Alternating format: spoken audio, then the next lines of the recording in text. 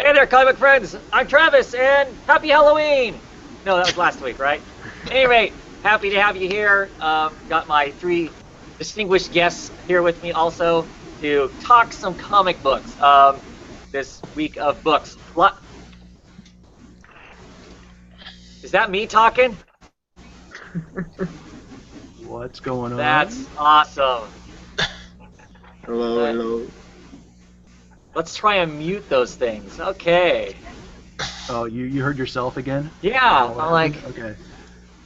what's going on? Anyway, apologize for that. Let's talk some comic books for this week. Lots of number ones. Let's talk Marvel books to start out with. I want to hear about the Vision because I really like the Vision character, and I chose not to get the book, and now I'm kind of wringing my hands, wanting to know, should I be rushing off to the chain store to buy the Vision?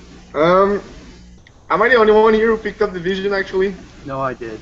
You did too? Yeah. Nice. That was the one we both got. Nice. I really enjoyed the fact that we learned about his family, something that I first didn't know he had. I didn't even know he had a family.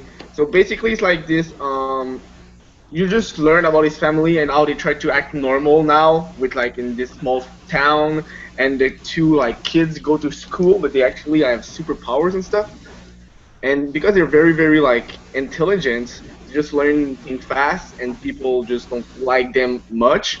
Personally, I like the fact that people in town took pictures with them and took pictures of them, which is kind of creepy. They're just like outside their house, and people are taking pictures of them, which is kind of annoying. But I really enjoy how it's actually written. It's like at the third person. You don't know. They always say the Vision, them. Do they talk about the family? Do they talk only about the dad? Because sometimes they say them, but they're talking about the dad, like the actual Vision guy. That's kind of weird, but I really enjoy it. So Travis, your main criticism from Marvel is that you don't feel like many books are all new and all different, right? Right. Well, this it's kind of a joke. This book feels like it's all new and all different. This feels something different.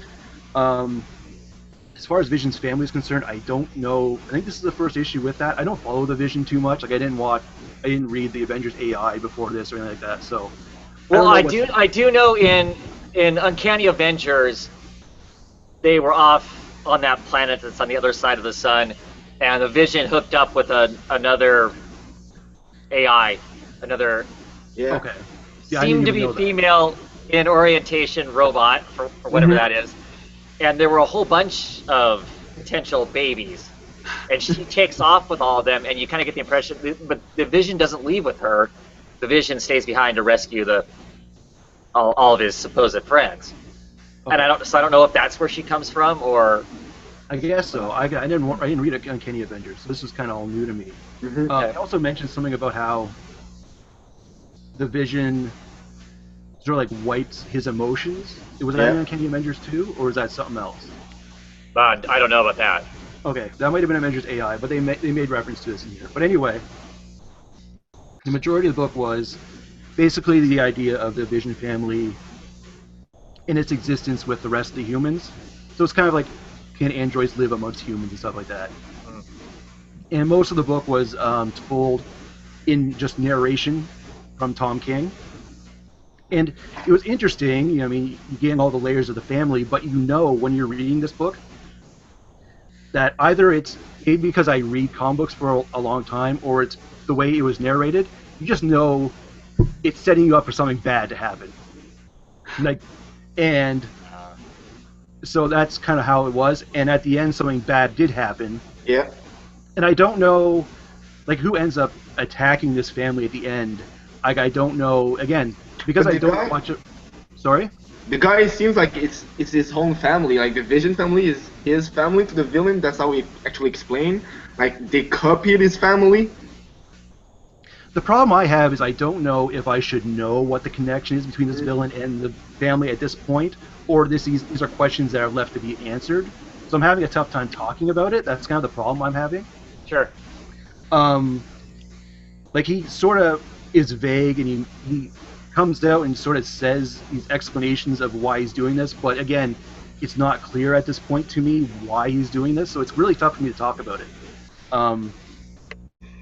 The art was by Gabriel Walta, who you obviously know from Magneto.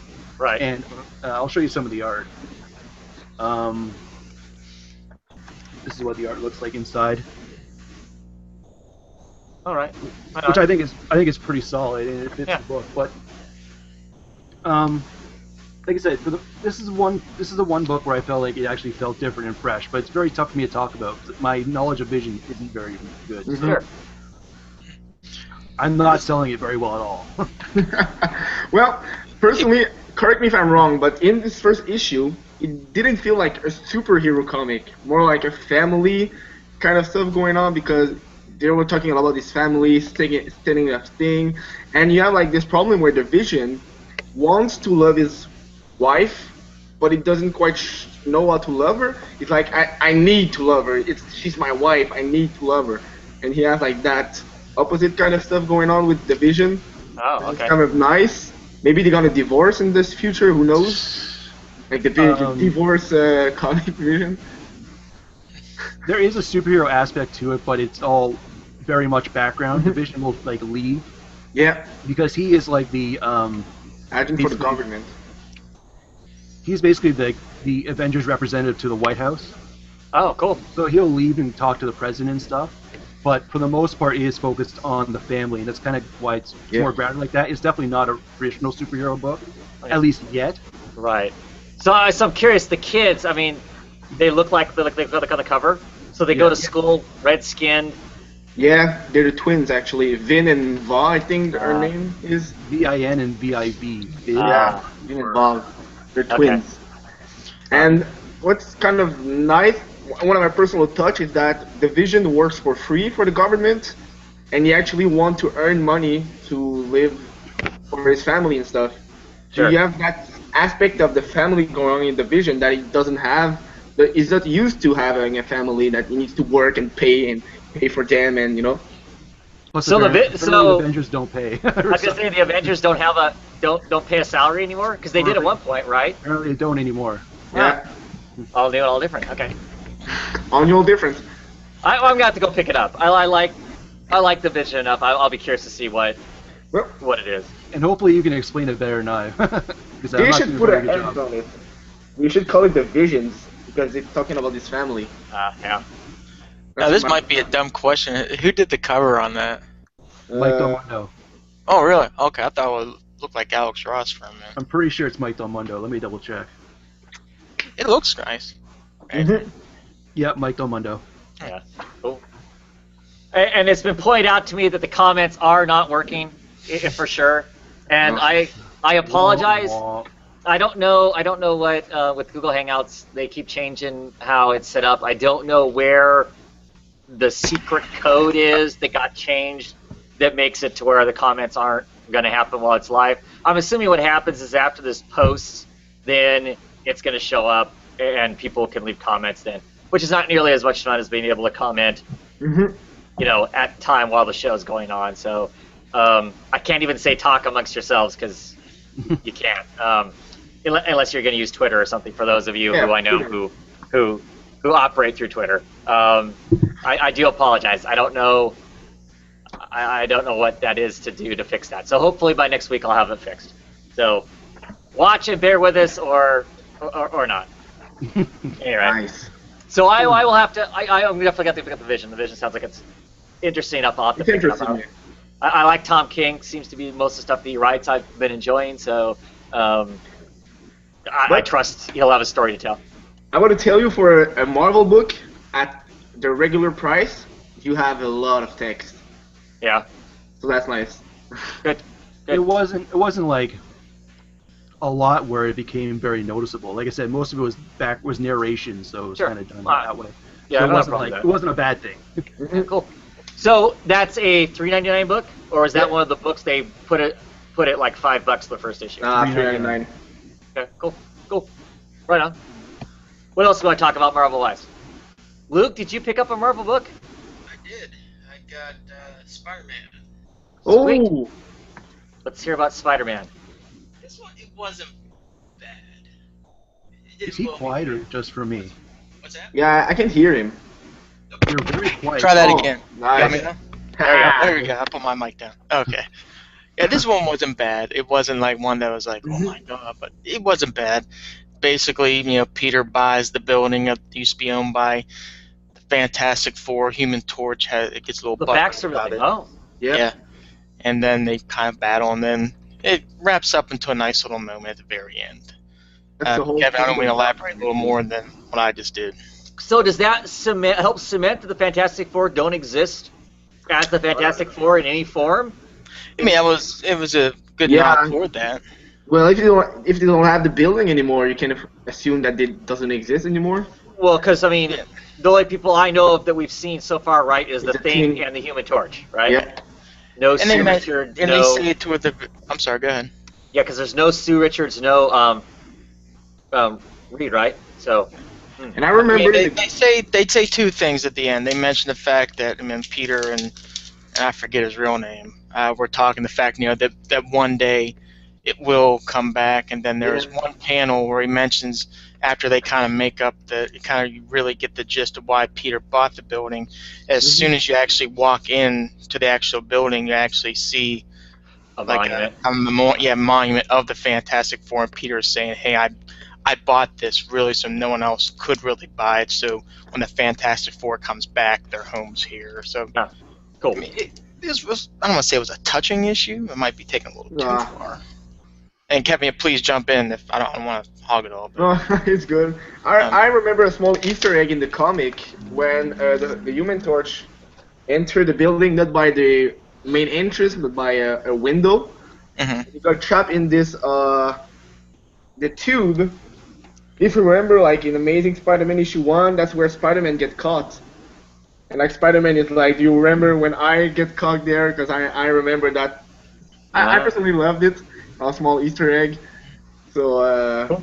yeah, but the main story is like just the Human Torch entering in the building, being mad because Peter Parker bought the building, and at the end it's like, yeah, I bought it for you.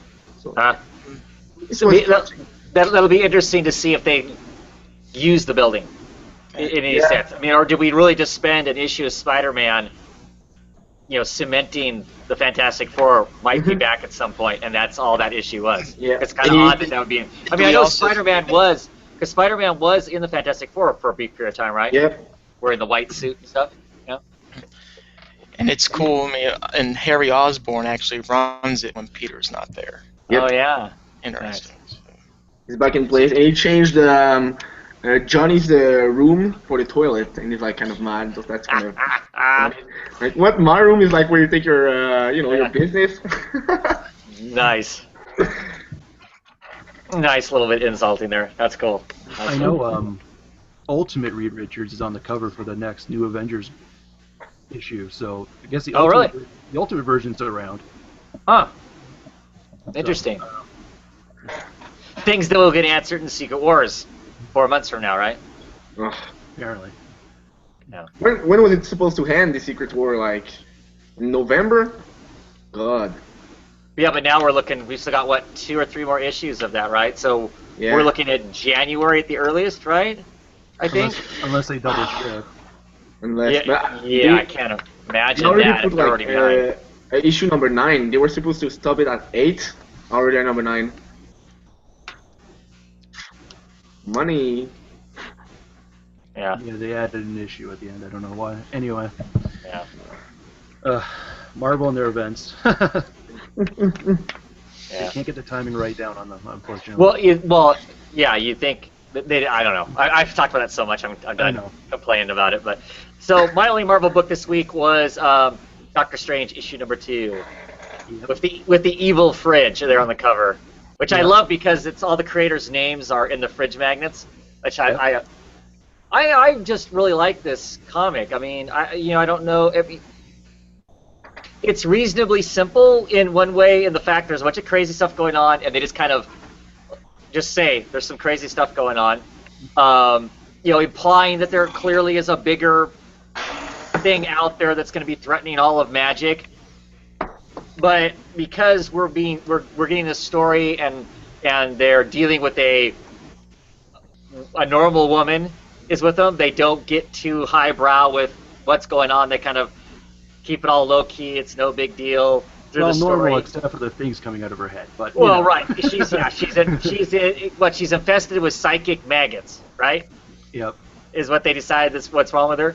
But to her, I mean, they kind of brush it off. I mean, yeah, it was exciting, but no big deal. Everything's fine now. But then at the end, it's like, him and his helper. Oh, what's his name?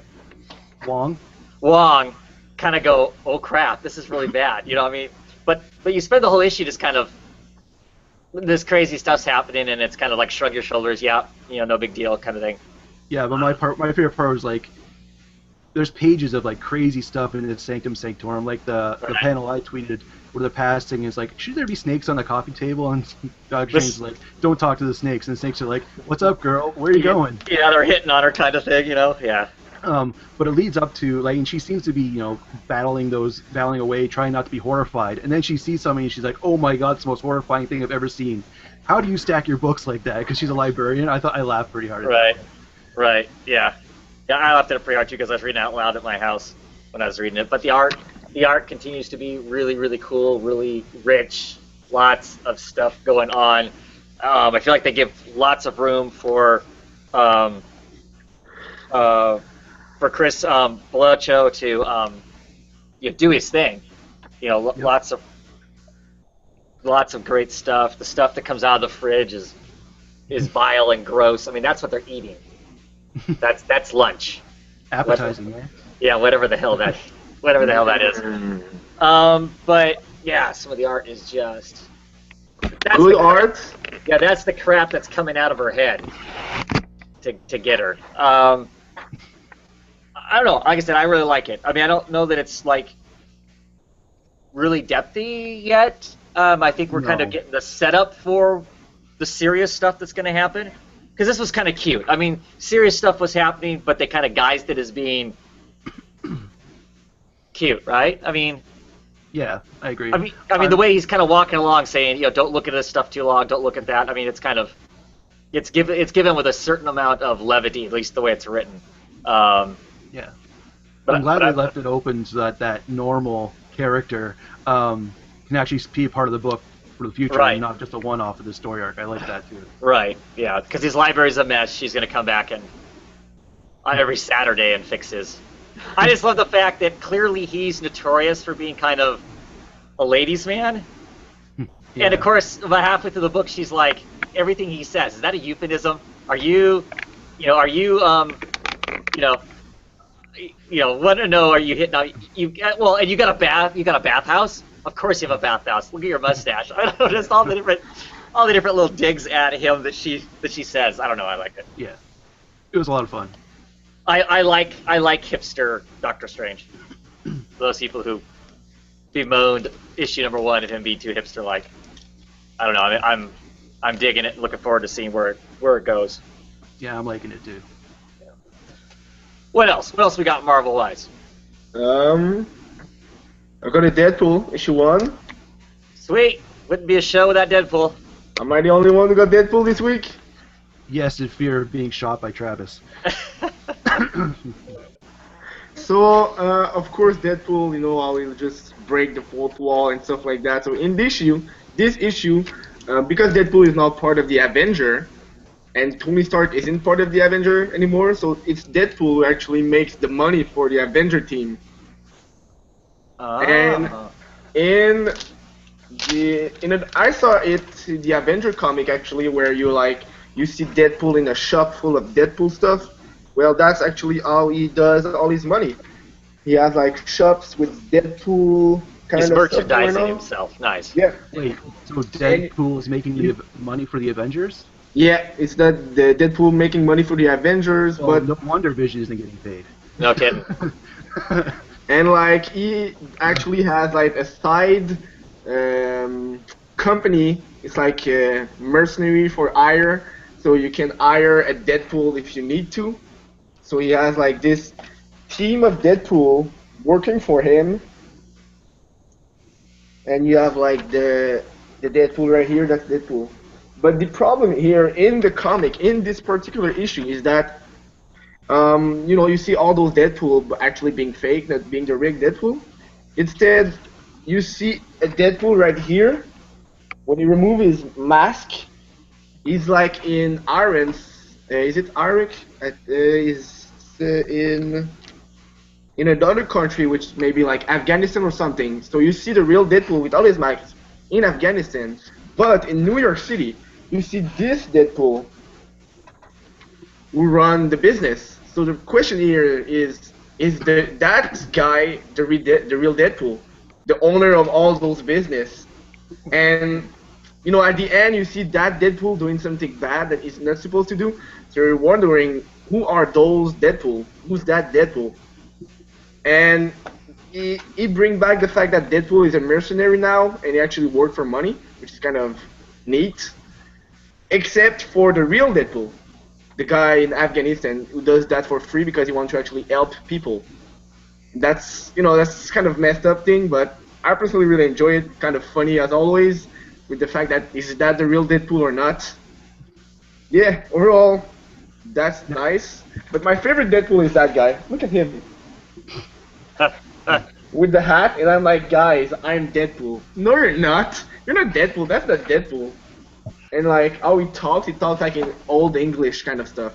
That's kind of weird. So all those cosplayers are all over the place now. Yeah, and they're all like, they're Deadpool because they're Deadpool for hire. That's kind of prediction. The Jackal shows up and becomes a Deadpool clone saga. Oh, there you go. There you go. No, that'd be awful. Oh, yeah, it would be. It's by Duggan. Duggan always do some great Deadpool stuff. So, yeah. Nice. Deadpool. So why don't you guys pick up this Deadpool? I don't like Deadpool at all. What? There is nothing about Deadpool I like. Nothing. Absolutely nothing. So that's why I don't pick up Deadpool. I have tried. You tried. And I still haven't washed the taste out of my mouth. Okay, any other Marvel books? Am I the only one who's got Marvel books left? You probably. Oh boy. Hit us up with all these number ones. What else come out? Well, I won't hit you with a number one yet. Uncanny X-Men 600. 600. So this has been delayed for like half a year. Sure. And I've been seeing reviews kind of very sporadic about this issue, and I think a lot of that's just because when you have a book that's delayed, expectations maybe rise higher to a point that you maybe isn't fair. But I think this book is exactly what the X-Men are about. And I think it concluded the run very, very well. It basically concludes a lot of plot points that Bendis had. One of them was the young X-Men from the past are all like relaxing on a hill. And Jean Grey basically says that she wants to do her own thing. She doesn't want to be a part of the X-Men right now. She wants to actually be herself. So young Beast freaks out because he feels like his future self, his current self, is the reason why the X-Men are falling apart. Oh. So he runs off, and Jean chases after him. And earlier in this series, we kind of got linked to that the past Beast is actually in love. He has attractions to the past Jean. Does everybody love her? Good grief. Yes, that's true. She's so annoying.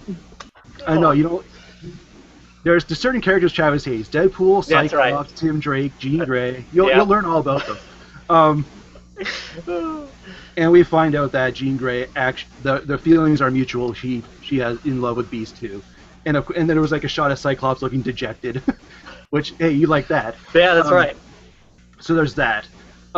We got more information about Iceman, the whole Iceman situation, because in the past, the past Iceman was revealed to be gay. Although I didn't really like how that happened because Jean Grey kind of outed him, and that was awful. But there was a scene in here in which the past Iceman is shown in the current Iceman's office, and he wants to ask him like, "Oh, I'm gay.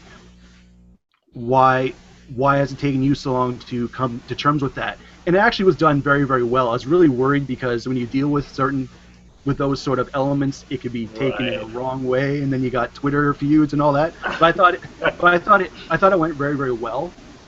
And even with the serious tone, it kind of ends on a pretty fun point, because the Iceman from the past is like, so basically the current Iceman comes to terms with the fact that yes, he's gay and he becomes himself, and that's one of the unique trends with the X-Men is that of being yourself, and I think that's what this book does well. Mm-hmm. But basically, even using those serious tones, it ends on a really funny point where the past Iceman's like, "So, do you find Angel as hot as I do?" And then the current Iceman's like, "Oh hell yeah!" So I thought that was pretty funny. But Nice. the main focus of this book centers around the current Beast, and basically most of the X-Men are having an intervention with him because from the very start of this series, he's been breaking the laws of physics and breaking the laws of time travel to suit what he feels like is best for mutant kind. But he's never really let any of the other mutants in on that. He kind of just does it. So they kind of, intervene and tell him, "No, we love you, but you gotta, let us in on what you're doing." And he's basically deflecting all these things and basically accusing other people of doing what they do. And it's like, well, we're not talking about me. We're talking about you and your problems. And he's also talking about how, well, I could explain what I've been doing, but it could take days to do that, and it's better if I just do it. So it's kind of and he basically says this isn't really an intervention. This is more like a trial. Wow. Yeah. So I really want that element to play into Uncanny Inhumans. That's where Beast is right now, right? Sure. I don't want that plot element to just be lost to the aether. I want that to actually be fleshed out more. Well, don't you kind of feel like it is though? Because you're reading Uncanny Inhumans, right? I mean. I haven't read that issue yet. Oh, okay. Unfortunately. I mean, because he's clearly hanging with the Inhumans now. Right. And not the mutants, and there clearly is a wall between those two groups in that book. So. Yeah, that's why I find that more intriguing. Yeah.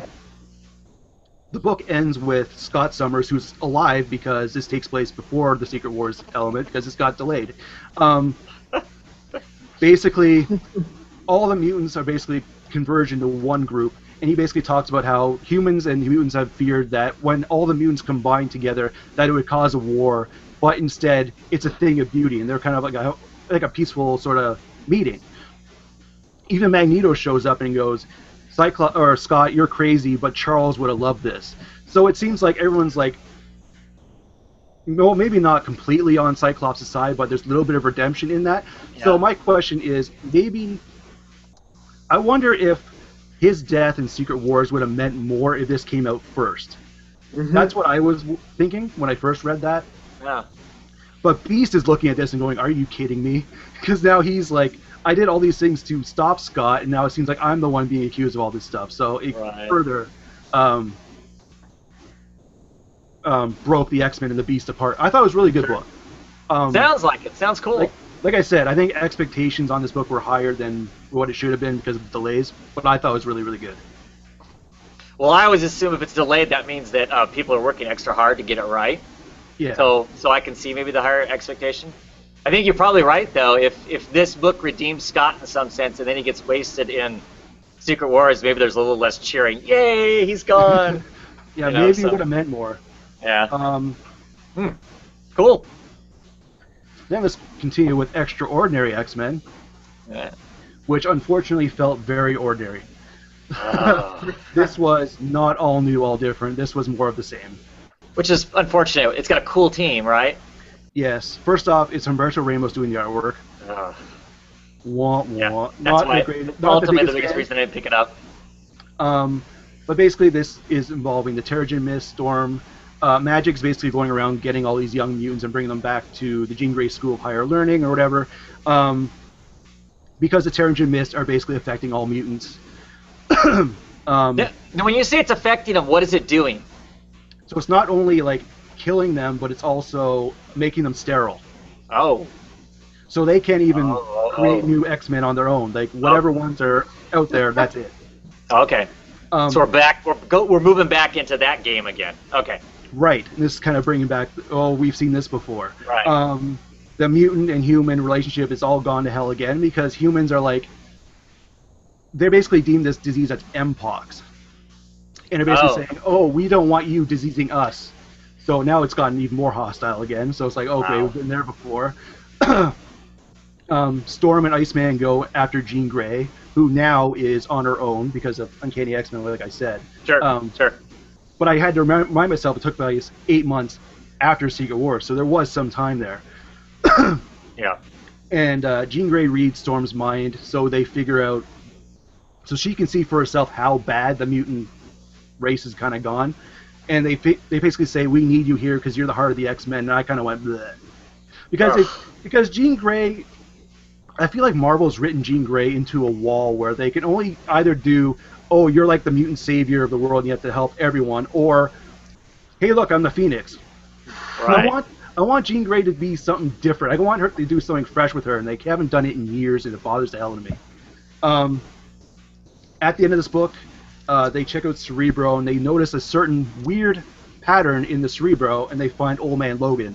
They don't realize Old Man Logan's in the world, so like, is it actually Wolverine? Nice. So you see Old Man Logan attacking a Sentinel, and there's one panel that just felt very, very weird. He's about to stab a Sentinel, and then down here the Sentinel goes, "Please don't hurt me," and I'm like, why does a Sentinel ever say that? It felt so weird. Like, when has a Sentinel ever said, "Please don't hurt me"? Oh, But, funny. That's kind of how it ended. That one.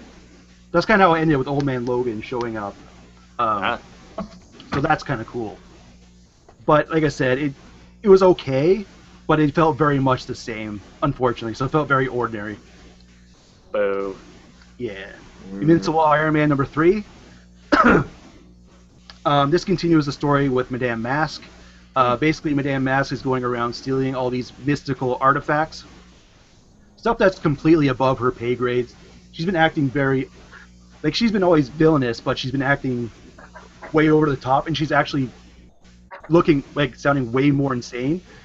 Basically, at the end of the last issue, Madame Mask and Iron Man have a standoff, but it doesn't really go well for Iron Man because we find out that Madame Mask has some very sorceress powers, and basically almost kills Iron Man. Wow.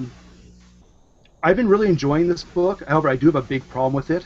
I think I talked about the first issue where Iron Man went on a date with this other scientist. And after this whole part with Madame Mask, he actually goes to her office, and she goes, "Why would you come to me? Don't you have like a bunch of other Avengers to tell your problems and stuff?" Mm-hmm. And he goes, "Well, if I told all the other like heroes my problems, like outside of like fighting superhero stuff, they would just say, 'What, you're rich? Well, how bad are your problems really?'"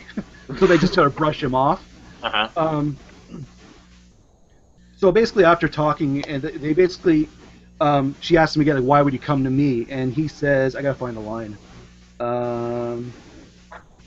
He says, "Why did you come here?" And Iron Man goes, "I can't shake the idea that becoming the man that would actually deserve you would be a very good goal in life at this stage of the game." And I read that, and I'm like, wow, so Tony Stark actually might be maturing. That's a cool plot element. I kind of like that. Right. But then, 2 pages after that, because we're dealing with mystical artifacts, he goes to see Doctor Strange, and they talk about what he has to do. And after he talks about what he has to do, there's like a whole page spread of Iron Man wanting a high five from Doctor Strange, and Doctor Strange basically rejecting him.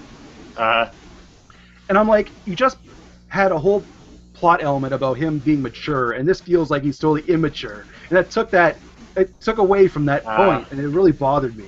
I'm still enjoying it. At the end of this book, Iron Man goes to confront Whitney Frost, Madame Mask, but instead of finding Madame Mask, they find a tape recorder and basically said, "I knew you were coming here. However, you aren't the only one after me, so hopefully if I play this right, you and those other people coming after me will come at the same time, and you'll just wipe each other out." Oh, nice.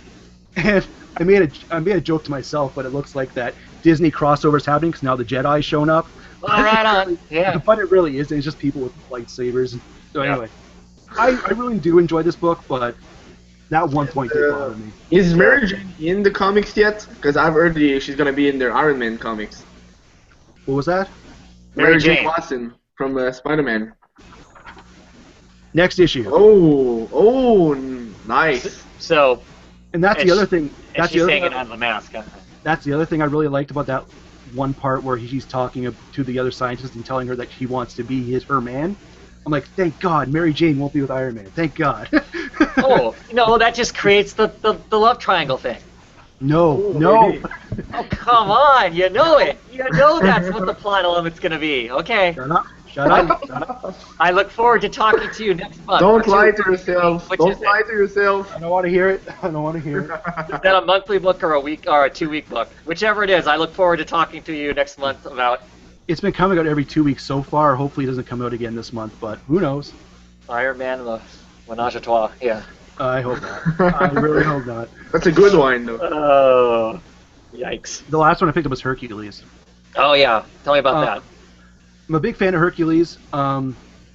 Basically, these two kids go. Basically, Hercules is, I guess, lately Hercules has been a drunk, and he's kind of lost that heroic status that he used to have because he was the first hero in Marvel Universe, right?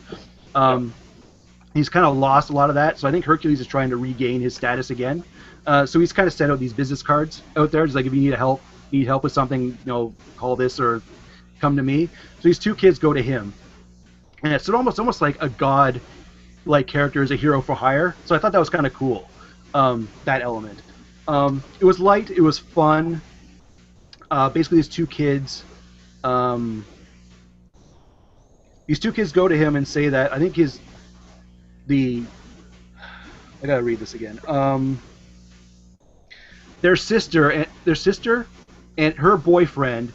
There's something wrong with him. They need Hercules' help for that. So they go and confront the sister's boyfriend, and that's what he really looks like. Oh. Yeah, there's something wrong with him. Yeah. Yeah, kind of. So, what I really like about this book, I think more than anything, is the blend between Hercules' past, like the ancient times, and modern times. Uh-huh. And they kind of play into that factor a lot. Hercules has got a roommate called Gil, which is short for Gilgamesh, which is another Greek name. So to the point where Gil's tablet is ringing, and he goes, and Hercules is like, your tablet's ringing, and he's like, man, I like them better when they're made of clay. Nice. Like stuff like that. Hercules says like he is definitely like isn't seen as like as big a hero as he used to be, but he's got the most experience, and that plays into effect here. Even using modern technology to defeat this guy, he used a taser to defeat this thing because it basically displaced all its energy and stuff. Wow. Basically, it was light, it was fun, and it just seems like Hercules is trying to reclaim his status as a hero that's not just a drunkard. And yeah, it was fun. The writer was Dan Abnett, who writes Wild's End. Yeah. The writing was good. The art was done by Luke Ross. And his art wasn't bad, it wasn't good, it wasn't noticeable either way, it did its job. But I enjoyed it, I'm a Hercules fan, so. Cool. Yeah, it was fun. Mm. That's it, for me, for Marvel, I think. Any other Marvel books? Are you going to pick up any issue 2s of any of those that you picked up? Yeah, Deadpool and Vision for sure. Yeah. Cool. Probably all three that I did. Spider-Man is already at issue 3, so pick up Right. issue 2, I already picked that one up, so. Yeah. So, Brandon, you said you'd probably pick up issue 2 of those books? Probably. I can't say no, I have a tough time saying no. Even Extraordinary X-Men, huh? Okay. Extraordinary X-Men was by far the weakest out of the three, but I am the most invested with the X-Men. That's kind of the problem. Oh, okay. If Hercules wasn't that good, I'd be like, okay, I won't pick up Hercules. But it's X-Men. Like, okay. Yeah. Yeah. Cool. Plus, I really want to know about this Terrigen Mist situation. I want to read about that. So Yeah. I'm glad somebody's reading it so I can ask you guys about it because I'm curious about that part of it too because I'm just looking at the Inhuman end of it and yeah. I've decided not to step into the X-Men thing. It's too much. So. Yeah, and they're always going to cross over. And Right. Titles and. Right. If I could find one that wasn't doing that, I'd be more than happy because I really like the X-Men. But yeah. So Marvel news. I don't know. Millie's not on, so I don't know what's going on news-wise because I haven't paid attention this week. I haven't. Yeah, me either, too. to be honest. Yeah. No, I don't know. I can't think of anything that's leaped out that's been that significant. So Marvel news. Jessica Jones gonna come out in 2 weeks. So. Is it 2 weeks or is it next week? 2 weeks. I think it's 2 weeks. It's the 20th of November. Cool. I'm really looking forward to that. I mean, as much as I enjoyed Daredevil, high hopes that this turns out to be pretty cool too. So yeah. I still have to watch Daredevil. Oh. What? Get out of here! I don't watch television and movies, so I just re-up Netflix. So hey, you're not alone. I haven't watched it either. What? It's on my queue. It's just you got it. It's really bad for me because I'm a big Daredevil fan, so it's kind of embarrassing. you got it. You got to at least get to episode 2. The fight scene in the hallway sells the show, if nothing else. That's what I hear. It is just amazing. So one camera angle fight scene that's just nuts. So anyway, the famous fight scene. Yes. Let's go ahead and move on to DC. What do we want to talk DC wise? I do have a few DC books. Do you want to go ahead and talk to the one we're probably not going to agree on? Oh sure. Which one's that? Detective. Oh, God. I was telling you on Twitter, I don't like that regular cover. It bothers me. It's too shiny. It's not just it's too shiny. It's a bad angle. It's confusing as much as it's non-interesting. Like what's that in the background? What's this? Blimp? Is that what that is? Oh, yeah, that's the blimp shining the Oh. Because well, never mind. Doesn't matter what's in the book versus what's on the cover. I did like the Looney Tunes ones too. I like Daffy, being the Sherlock. That's way better cover. All right, can we go ahead and put a disclaimer out there? What's that? Let's go ahead and acknowledge that this clearly was a filler story. 100%. All right. And I'll put on top of that, it's a filler story to fill in an issue until they get to an issue that's going to be part of a crossover event. Right. So that's so it's kind of bullshit on bullshit, but whatever. I kind of look at it as this: if I maybe this is me being way too lenient. If you don't look at it as a Batman story, if you don't really look at this as a Gordon story, if you don't look at this as a Justice League story, it's just a 2-issue. I don't think sometimes every story has to be epic. It doesn't have to be wow. I think every once in a while a simple, kind of like the 2-issue they did in Detective before. It's just. But this really wasn't 2 issues, was it? I will bridge the gap only because the very couple pages of the previous issue, you get the phone with the eyes and the liquid and what that was all about. Okay. And obviously, Jim getting connected to do this investigation. So right. Just kind of looking in that scope. It's one of those ones where it was okay to me. It clearly not going to be, 2 years from now. Hey, remember that eyeball story? No, clearly not. But that's me being pessimistic about it. Yeah. I was touched. He did the lull. I'll be honest. I mean, I'm all for one-and-done stories, two-and-done stories, short little things that aren't tied into everything else under the sun. I'm okay with that. I kind of wish superhero comics, some of them would go back to that. Be less serialized, it'd be more just little shots of books that I could just, read 1 or 2 issues, enjoy the heck out of that little story, and be done, and go on to whatever is next. But I didn't think this was good even for that. And I'm a Tomasi fan, but I didn't think these people were written very well. Do you think his hands were kind of tied in this? Well, I think they pretty much said we need an issue, throw something together to get in between these things. We've lost the people who were on the book prior to this. We lost Manifold and Buccioletto. They're gone for whatever reasons. I mean, I don't know the workings behind the scene, but I don't know that they left the book where they wanted to, maybe. I don't know, but I think so. I think it was kind of like, okay, here you go. Here's some room. Do something to get us, treading water until we get to the Robin Wars stuff. But even with that, Tomasi understands these people's voices, I thought, and so to me it seemed. I mean, I get that it's small and short, but you think he'd still be able to capture that. And I didn't think any of them really came across as.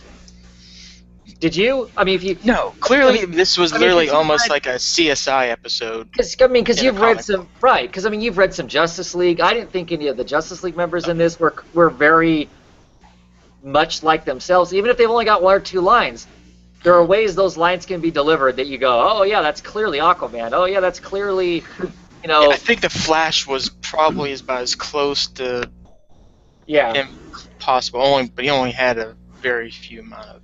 I mean, I hope that's what it is. I'm hoping that it was just a press for time because I didn't like the Gordon voice in this at all either. Oh, yeah.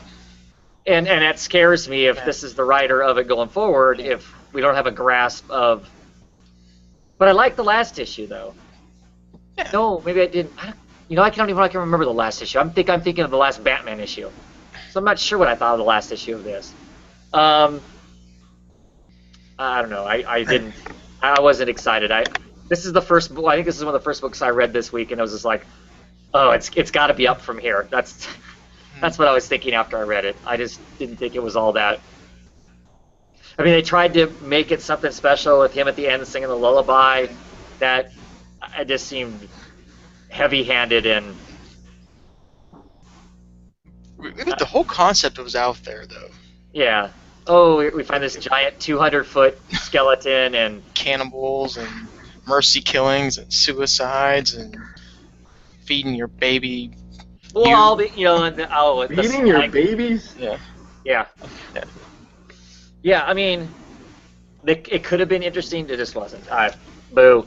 Detective Comics continues to be a serious disappointment, which it shouldn't be. I guess for me is. I agree. I mean, it definitely.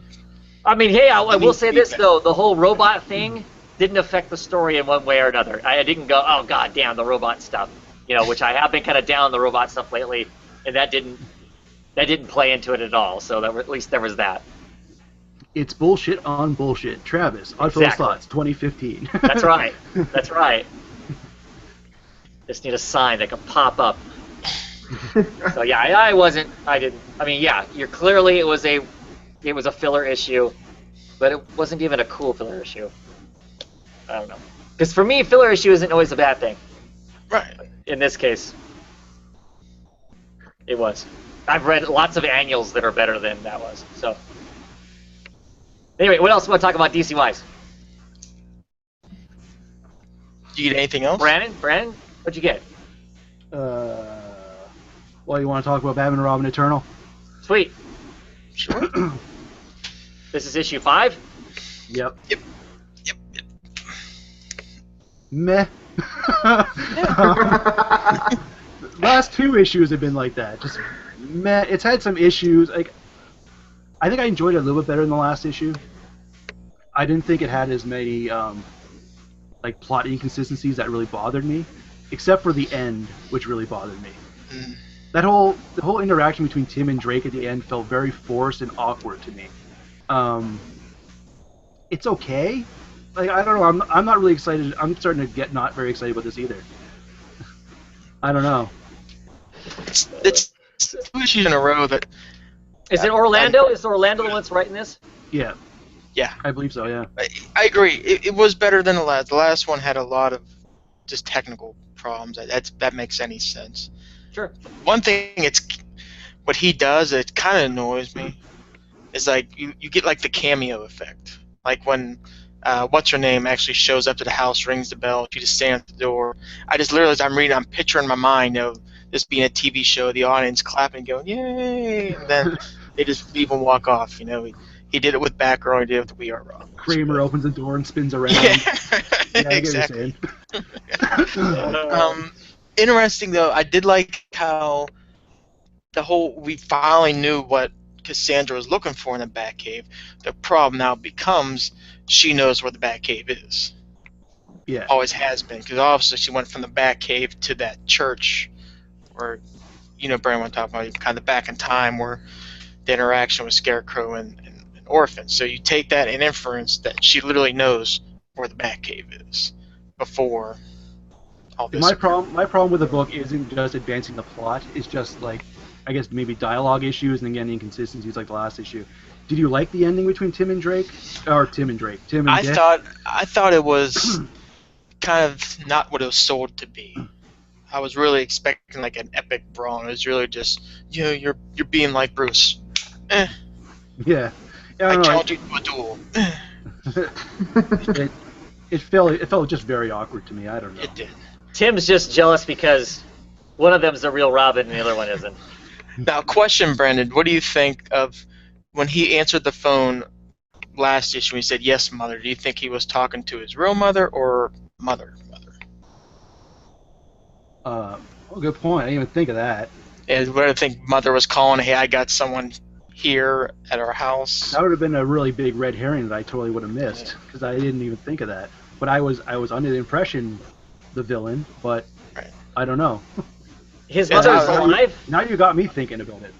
Yeah, Oh. his parents are alive. Yeah, that they basically sell it that they had this ploy that Tim was dead, so that was Tim's way of kind of protecting his family from what he's doing, whatever. But now Dick going to his house kind of blew that out the water, and the I did like so basically Tim's house is basically like the X-Men's danger room. Basically, Dick comes in and you find out what he's doing, and Tim Drake like activates the security, and it's like a big danger room, and it's basically knocked out of the house. I like that one line where Tim's like, "Oh, if you enjoy the house, don't make me activate the lawn." I like that. I like that line, but I don't know. Outside of that, it just was.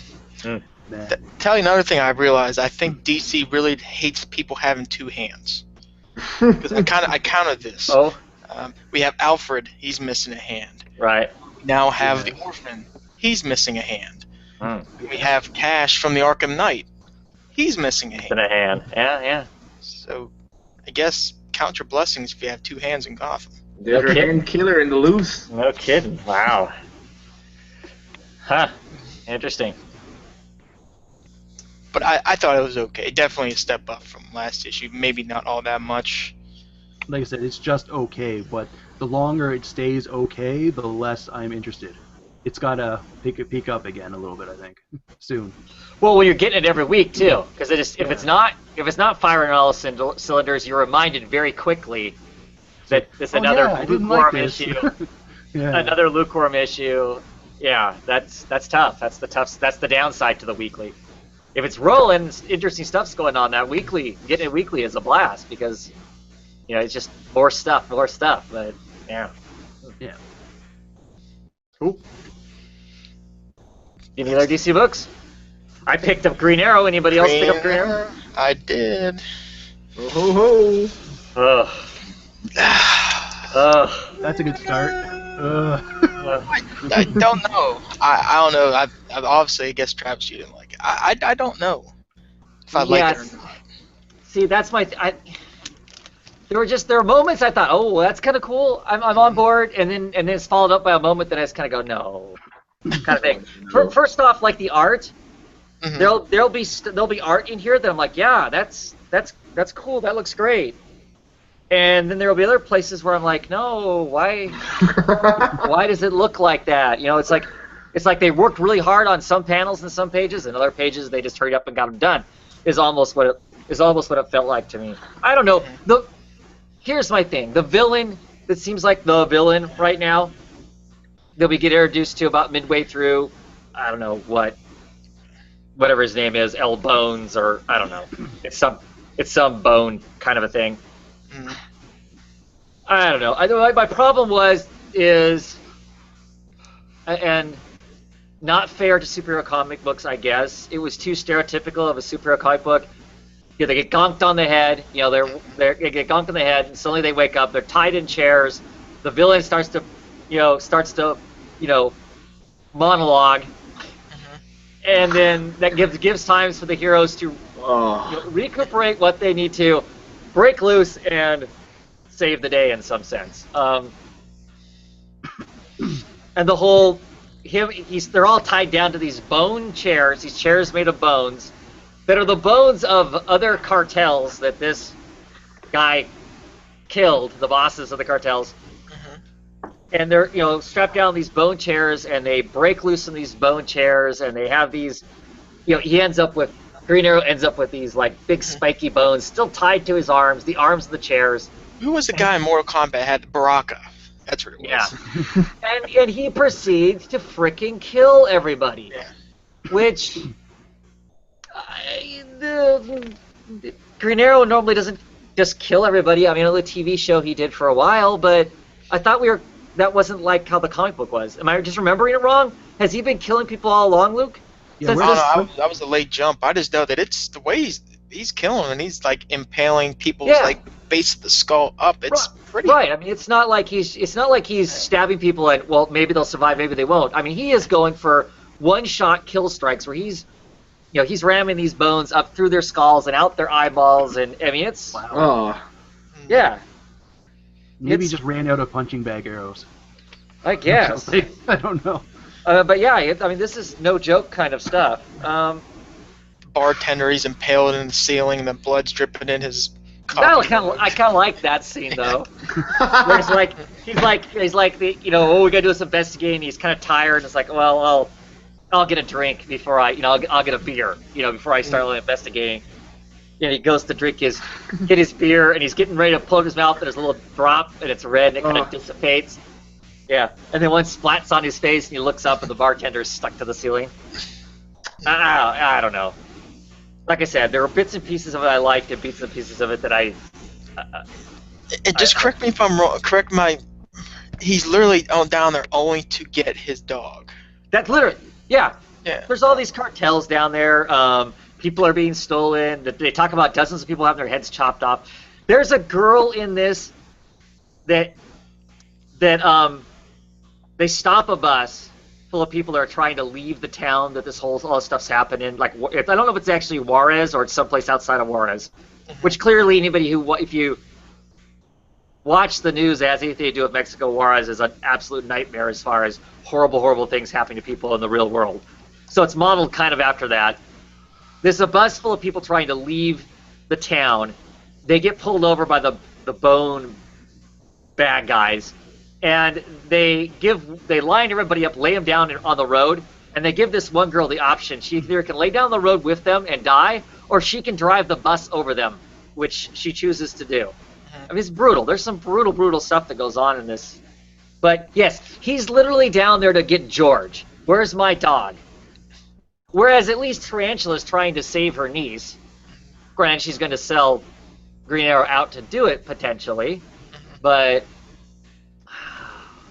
I don't know. It falls under the category of I want to like it because it's Green Arrow and I like Green Arrow, but it's not as horrible as what it has been in the past since the New 52. But there's still a long ways to go for this to be really a decent book. Am I wrong? No, you're accurate. I just don't know whether to like it or not. I'm just like, right. Well, yeah. But for me, if I'm that's not liking it, I guess. It needs to be more something. I don't know what. Anyway. Anyone else getting more DC? I have one more. You do? What do you got? I have two more. Oh, go for it. Go ahead, Brandon. What do you got? Well, one of them Luke has too. Batman Arkham Knight. Oh, yeah. This was good. This was real good. Yes.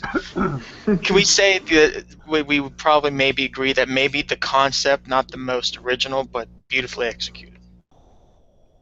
Yeah. Going the whole Nightfall approach. Yeah, pretty much.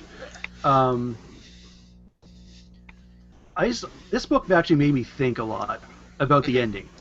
Yeah. Because basically Calendar Man has come up with an idea to break Batman, and basically he created like 7 Solomon Grundys, one for every day of the week, and it's basically made them one by one just attack Batman. Batman ends up defeating all of them, but at the end of that, Batman's like completely weak. I mean, obviously. And after that, Calendar Man goes, because he's got a baby too. He's got the baby of the DA who put Calendar Man away.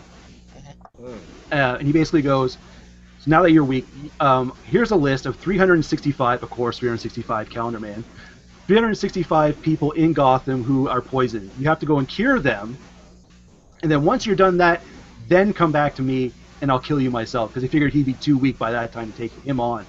I thought that was just a really, really cool, because it actually made me think, Calendar Man, because Calendar Man is not someone who I read a lot about. Right. It's like Calendar Man thought of this? Like that's, I don't know, it just took me by surprise. But at the end, Scarecrow shows up. And he basically goes, you're going to abort what you're doing because you're going to lose. If you attack Batman physically, you will always lose. You should abort this and join me, and then in the long game, we will kill him. So it made me think, is Scarecrow telling Calendar Man this because he truly believes that he's going to lose and going with Scarecrow is a better chance of beating Batman? Or is Scarecrow telling Calendar Man to abort this because he's jealous that Calendar Man actually might do it? That's what I was really thinking about in this book. It sounded a lot like the conversation Joker had with Dr. Hurt in R.I.P. It's like, he's going to get out of that coffin, right? Right. You know he's going to come back. It's kind of like that kind of conversation, yeah. Yeah. And it was a cool thing, too, he mentioned, like, the day that, Batman's going to be broken, the day he was going to take him out happened to be Calendar Man's birthday, October 1st. Yeah. Nice. So it really showed the conniving side of Calendar Man. We're like, whoa, Cool. Yeah, that was really good. Yeah, like I said, it had the Nightfall approach, but done really, really well. One thing I didn't like, and it's kind of natural with digital first books, where digital books is like 3 books in one book. You'll have different artists in the same issue. The last artist, I didn't really like how Scarecrow was drawn, me personally. But it's kind of expected with these books. You're going to get different artists working different parts of the book. For the most part, it wasn't really that noticeable, but the Scarecrow, for me, it was. But outside of that, I thought this issue was really, really good. Yeah, that's a good point. Yeah, I know there's definitely a difference in the Scarecrow types. Right on. Cool. The other DC book I got was Midnighter, issue number 6. I really, really want to hear you talk about this, because I've heard some really good things about that issue. And I hope you're right. Well, first off, Aiko, or however you say his name, did the art, so the art is top notch. The panels of him sussing out what's going on is always really dynamic and really cool. Because when you got the main picture going on, and you have all these little panels whirling around as he's, the computer in his head is trying to match up with what's going on and figure it out. Well, this issue is really interesting because they kind of screw with his computer. It isn't operating. He ends up,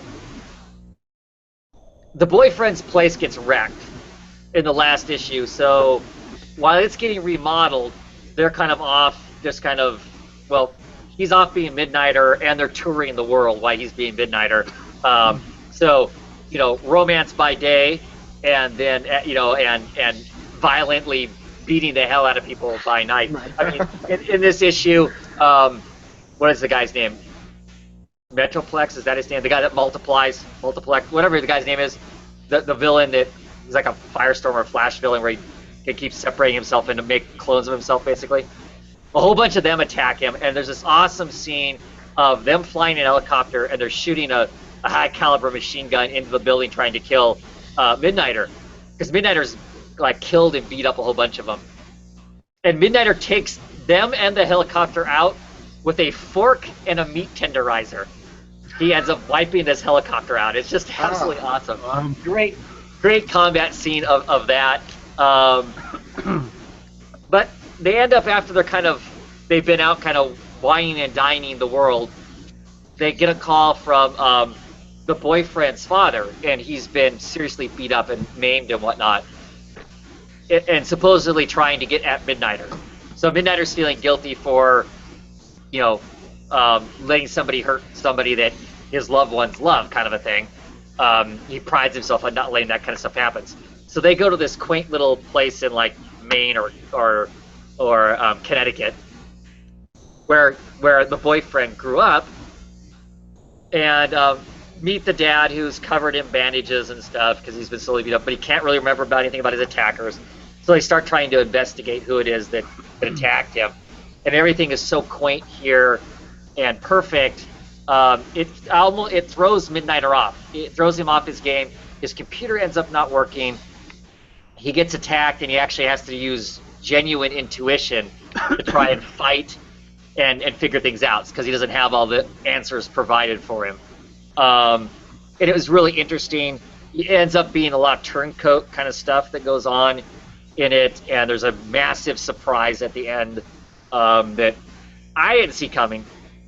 But it's a really fun comic. The relationship between him and his boyfriend is great. They're funny. They're cute together. They seem like a couple. I don't know, but the art, like I said, here's the building being attacked by the helicopter, and the guy, he's diving to save his boyfriend first, and then, they kiss as he's getting ready to go off and beat the hell out of this helicopter, and he literally throws a fork, and the fork goes into a guy's head, and then he takes a meat tenderizer and beats him silly. It's just awesome. Yeah, but no, it was really cool. It's really lively. Midnighter has a distinct personality in here. He's not nearly as brutal. If anybody knows the old Midnighter from the Authority, he's not that brutal, but he still is. But he has some compassion too, and seems like he kind of wants to have this life, and have a life beyond just destroying stuff as Midnighter. I really enjoyed it. I don't know that I was as gaga as some people were over the comic, but maybe that's because some of the people I saw that were really gaga over the comic, it has more to do with representation for them as a gay superhero, and so I get that, and I think it's awesome, and I'm enjoying the comic for those aspects of it, but I probably don't have the same investment that those people that I saw that were really talking the book up and whatnot. But I think it's a great book. This issue had some really great twists at the end of it that caught me by surprise, just like it caught Midnighter by surprise. And so I'm looking forward to seeing what's next. Whereas this is the same writer who's writing your last two issues of Batman and Robin Eternal. Yeah. There have been no misses. Storytelling wise, dialogue wise, twists and turns, the cute things that they put in here, like the last couple issues that have had Grace in it, have just been a lot of fun. This issue's a lot of fun with him and his boyfriend, their relationship, the way they respond to each other, and they seem genuine. I like all those elements of it. Plus, we get this great action as he's still fighting the people who have stolen stuff from the garden, which is that giant space thing, that's this giant space base that's got all this uber technology in it that's been leaked out into the world that he's trying to gather up. So it's really cool. Really dug it. Nice. Anyone else have any? Nope, that was my last DC book. I got one more, but we probably have like 10. No, go ahead. What you got? I got Scooby-Doo Team-Up. Scooby-Doo Team-Up. Oh, with great people. What? It's a Spectre. What? And Spectre, Phantom Stranger, and Deadman. Nice. Which is why I had to pick it up, because I have not been picking up this series beforehand. Basically, it starts off. It's Halloween Day. Phantom Stranger shows up to the Scooby Gang's house, and basically talks about his regular Phantom Stranger stuff, right? Something more sinister lurks in the shadows of the most supernatural of nights, and he kind of just goes on and on about that. And it cuts to Daphne going like, dude, we just wanted to ask you what candy you wanted. What the hell? Oh, so he shows up like a trick-or-treater? Yeah, he shows up right at their door. Nice! That's hilarious. Which I thought was pretty funny. Basically, the ghosts in the DC universe are being captured. So it's like all of them, like Gentleman's Ghost, Kid Eternity, all of them in the DC universe are basically captured in this ghost prison. And basically the bars are made of ghost material like ectoplasm, so ghosts can't pass through it. So basically they go there and they find, the prison where they are at. And Phantom Stranger and Deadman both get tricked into the jail, going to the jail. We find out that the villain is a Phantom Stranger. I don't know much about Phantom Stranger, but a Phantom Stranger villain named Tanarak. Are you familiar with that name? I don't know. So basically, like, okay, well, all ghostly figures are being trapped here. Well, what happens when the Spectre shows up? And he goes, well, I thought of that because I've already captured the Spectre. and he's like, "Oh, I was tricked." Basically, I was tricked into the fact that Jim Corrigan and I were like separated apart, and the longer we're separated apart, the weaker I become. And they've hid Jim Corrigan from my magic, so I don't know where he is. So the only way for the Spectre to regain his power is to like meld with another person, and of course, he melds with Scooby-Doo. Oh, wow. And it was funny as hell. Vengeance! That's hilarious. It was just what you would expect. Lighthearted, fun, Yeah. a fun take on these supernatural characters, and yeah, it was just fun. Wow. It was just Awesome. a fun little one-shot issue that I wanted to pick up. Oh, Basically because I like Spectre and Deadman and all that. yeah. What a scary thought. Scooby-Doo channeling the Spectre. Holy cows. Yeah, Oh, that was definitely the highlight of me for that book. I was like, Yeah. wow. yeah. Nice. Pretty cool. Pretty cool. What do you got, Luke? All right, we'll start Harley Quinn Power Girl number 5. I thought it was okay. Pretty much the big bulk is Harley Quinn, Vortox, and Power Girl going up against the Harvester of Sorrow, who's really been kind of pulling the strings behind everything.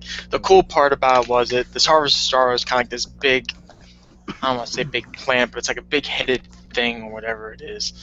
And then Harley kind of sacrificed herself to go inside its brain, and then what basically happens while inside its brain, it's charged. It starts to kind of extract Harley's brains a little bit, but in doing so, triggers Mr. J. So now like the planet gets kind of Jokerized, and then she kind of goes back to the old Harley, and kind of all chaos ensues, and then at the end, Vortox proposing to Harley or Power Girl as they try to go back. It was okay.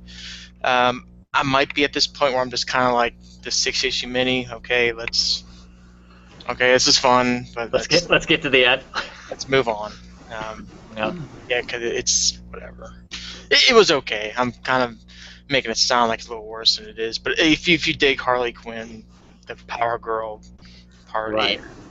So, Bat-Mite number 6 finished up the 6-issue mini. Oh, yeah. How did it end? It was okay. A lot of the DC people- movies are like that this week. Yeah. I mean, it started off good. You see, kind of Bat-Mite. He's messing up some of the American monuments. He messes up the George Washington Monument, the Mount Rushmore, the Grand Canyon. He screws that all up. Then he's messing. You see his influence with the politics. He's working with Hillary and oh God, who else did he? Jeb. He mentions Jeb, and then Right. he gets the Donald. He's like, and the Donald, I tried. He couldn't mess up the Donald. Donald, I guess, was too tough. And he goes to the president. But basically, then it kind of makes this weird jump to the whole thing that he was battling along throughout this Gridlock character, and the character like in collectibles in this hidden TV episode, a pilot. It kind of wraps that up. Then he goes back to his planet, whatever, and the people that vanished him down to Earth turned out to be Bat-Mite versions, I guess, of Wonder Woman, Superman, and Aquaman. So it's what do they say, the Justice Bites of America, or something like that. It's literally a Bat-Mite version of the Justice League. Sure. They're fighting their next villain, which is Canceltron. Because the season of the series ended. Right. But it says at the end, it's not really the end, so I'm not going to get like a Bat-Mite Justice League spin-off. Oh. Yeah, and even I don't know. Because this is one of those ones that, again, 6 issues, good enough. If it was anything longer, even I have to say, I don't know. So. Yeah. And let's wrap it up with the Darkseid War Tie-ins. I got the Superman, it's a bad glare, and the Flash, both Mana Pool covers. Cool. The good thing I like about these is that, be honest with you, I don't think you need to have a full grasp of the Darkseid War story. You really, if you look at it, you really don't. Each one of these, you get like a short little paragraph, just like kind of Marvel does, especially with Spider-Man. If you're a new reader, technically, you just kind of read the first page and you're like, okay, got something. You get the little bit of a blurb in this, so you understand, what's going on with Superman and what's going on with Flash. To make this quick, Superman basically coming back from Apocalypse onto Earth, and he gets there, and all he wants, and it's gonna really sound kind of weird at first, but if you kind of roll with it, all he wants is apple pie. That's all he wants. He don't want to be bothered. He don't want to be, hey, Superman, help me. He's like, those days are done. All I want to do is have apple pie. And you kind of put it in context, think of it someone, because now remember, he's the god of strength, so he's really just strength to the nth degree. Got his power from Apocalypse. I kind of correlate it to, think of someone who's been on steroids a little too long. And you get the roid rage effect and depression. You really see that, where he just gradually he's so strong, and now he's pushing people away. He's like, when he says, I want my apple pie, he's in that restaurant when people are asking him a question, he just bangs the table and just says, I want my apple pie. And the people are like freaking out, what's happening? And then he had the chance to take out this one villain at the very beginning, and he kind of defeats him, but he's like, you know what? He knows better than mess with me. He's going to go back. Well, it turns out that bites him in the butt.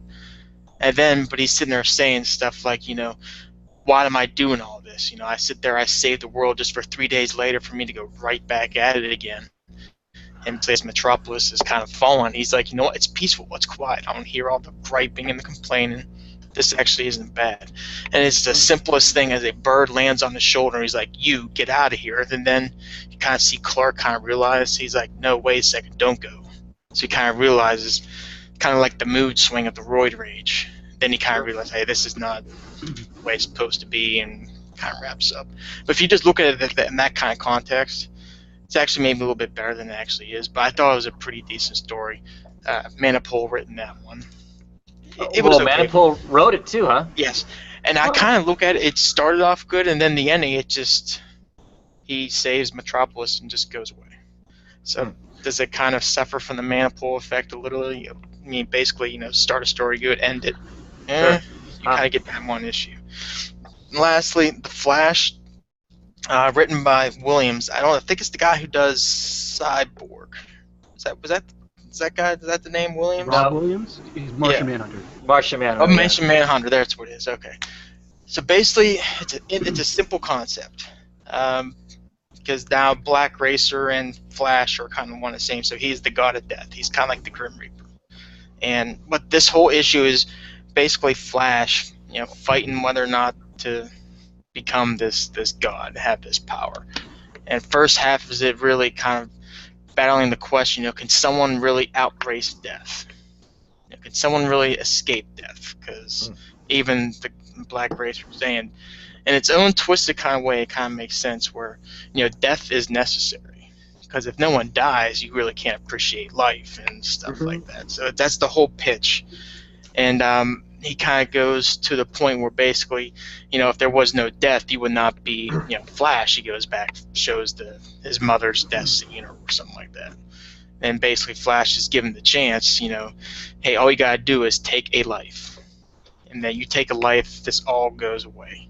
And he decides, I'm going to kill death. I'm going to kill the Black Racer. And in theory, he does, and he realizes by killing the thing that kind of keeps death in check, now death is like run rampant. So everybody is just getting wiped out.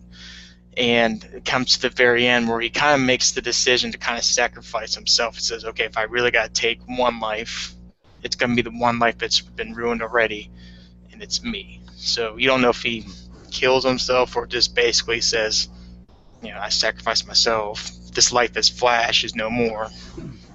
Black Racer. And it's simple concept, just kind of look at it that way, and the kind of, that kind of story, kind of scope, if you would. Can someone really outrace death, and is death necessary? And then what happens if you find the way to kind of cheat that? What really does happen? It was kind of interesting if you kind of take it in that scope. If that makes sense. Cool. Yeah. I'm curious about all those because I like the fourth world characters and stuff. So and how they're playing with that. I mean, this one made me. I'm gonna give Flash a try. This was one of those ones where I don't know if I'm putting my pool. I'll give it a try. only because I've been really liking what's been going on with Flash and the Darkseid. Yeah. Yeah, I don't even know what's going on at Flash these days. Because I really haven't been talking to anybody who's been picking it up, so. Huh. Yeah. Cool. Any other current books? Kevin, you want to talk about the Harley Quinn one that came out at Yeah. Well, that came out from the Comic Fest. I actually wanted to talk to you about at the end, like the free Comic Fest book. You know, if I want. Oh, okay. We'll do that. Yeah, at the end. Yeah. Okay. Cool. Okay. Any other DC books? DC news? Gotham is good. Yeah. I'm behind a few episodes on what's actually going on in it. So. Well, Yeah, the last two were doozies, man. I think you'll like it. yeah, it's good. I remember when I started Gotham, like when it first came out, I watched like the 5 first episode, then I just dropped, and then they released it on Netflix, man. I just watched them all day. Right now I'm up to season 2. Netflix is so like, oh, you know, but yeah, man, the series is going right now with the Penguin. Yeah. Yeah, It's that's so good. it's out of control, man. Yeah. It's like a total 180 for what it was in season 1, though. They just got Right. Well, they decided that the Penguin was such a popular character and the villain and whatnot. I think they just decided, hey, let's just go nuts. Right? Nuts is right. That's what they did. Yeah. Have What you did been they- watching Supergirl? Supergirl, yeah. So second episode of Supergirl came out. Any good?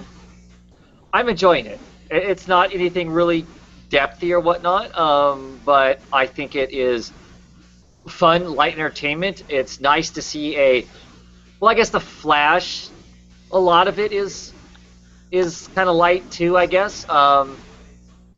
But Supergirl seems even more fresh-faced than the Flash TV show. Like I said, I'm enjoying it. My family is enjoying it. My daughter is getting a real kick out of it. Yeah, I mean they've got interesting stuff. This is only the second episode. They had kind of an interesting, villain of sorts. I don't like the military. There's like a military part of it, like an attachment that Supergirl kind of deals with them and kind of to get kind of a knowledge of the greater threats that are out there besides the typical bank robber kind of thing. I don't care for those characters. They're very cardboard and seem kind of silly. It's like they can kind of. One thing about the show that bugs me is they seem like they can kind of kick Supergirl's ass when they need to, but then they can't deal with the other Kryptonians that are running around. Because part of the story is when she was being shot back she got shot back to Earth the same time that the Superman was shot back to Earth. Well, Superman clearly made it. She was shot a few seconds after Superman, and she got hung up in the Phantom Zone. And somehow she tore loose from the Phantom Zone. That's why she lasted so many years. That's why she's young and Superman's an adult, even though Superman was a baby. That's how they explain that whole thing in the TV show. Well, when she ripped out of the Phantom Zone and came back, she pulled the entire prison that's in the Phantom Zone with her, and it secretly crash landed on Earth. The military knows it's there and whatnot, but nobody else does, and all the prisoners escaped. Please don't say it was the 51. area. Right. So the military has access to the files to some degree. They were all in this giant prison, but all the prisoners are loose. So, so the U.S. government is working on building up stuff to deal with all these aliens. Is Supergirl a good alien or is she a bad alien kind of thing? Well, they have all this kryptonite stuff. They have kryptonite knives, they have kryptonite dart guns, they have kryptonite ropes, and they kind of take care of Supergirl whenever they need to, when it's convenient for the storyline. But when other Kryptonians show up, they kick the crap out of all of them. And I'm thinking, well, if you could beat up Supergirl so easily, how come you can't throw all this kryptonite around these people? I mean, that's the one kink in the storytelling of it. It's like, if you take the logic to its full extent, it doesn't make any sense. But the characterization of Supergirl, of James Olsen, because he's no longer Jimmy Olsen, James Olsen is really great. I continue to forget the Alicia Flockhart. Is that her name? Whatever her name is. No, that's not right. Callista? Yeah, Callista. Yeah. Her character, I like her characterization of the character too. Those are the main people in the show, and I like their characterization. They're all spot on and really fun. So I don't know. I'll keep watching it. Nothing else because the kids like it. So I don't know of any other DC news though. I don't think. Yeah.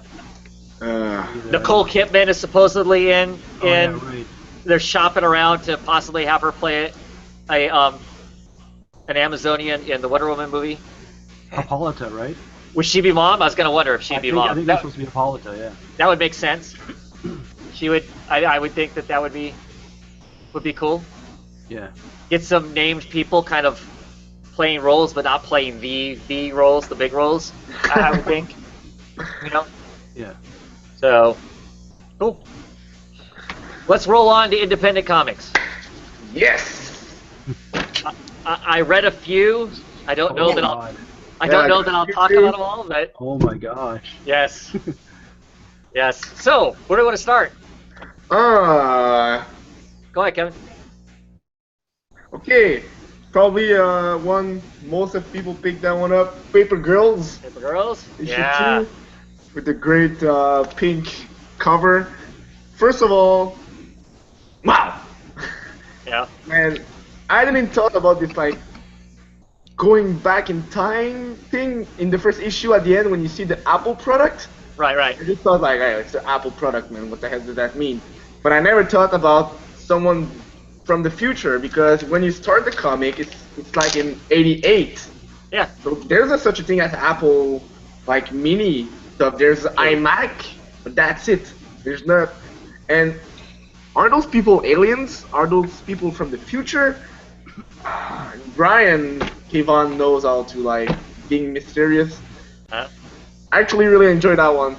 Pretty good. And the ending with the mother, is she gonna kill herself? Is she gonna kill the daughter? Is she? Because that one was quite serious. Yeah. With the gun. Right. I mean, it's really interesting, the pacing and the way this book is, for me, the way it's delivered. It has a cinema feel to it. It almost has a kind of, for me, it has the kids have kind of a Stand By Me kind of feel to it. If you're familiar with that movie, the way those kids in that movie interacted, it kind of these people kind of fill the same kind of roles. There's the one really tough kid, and the more thoughtful kids and whatnot, and yeah, you're right. The end of the thing has some tension there that feels very much to me like those aspects of it, as far as the characterization and the way those people are portrayed in it. Yeah, not where I expected the book to be at. The fact, the time traveling aspect of it. I wasn't thinking that when we got the Apple product in the first issue, until this issue midway through, and we get that spread when they look up in the sky and there's all the pterodactyls flying around. I got that back in time thing in the very first page. You see like Bush 88. Yeah.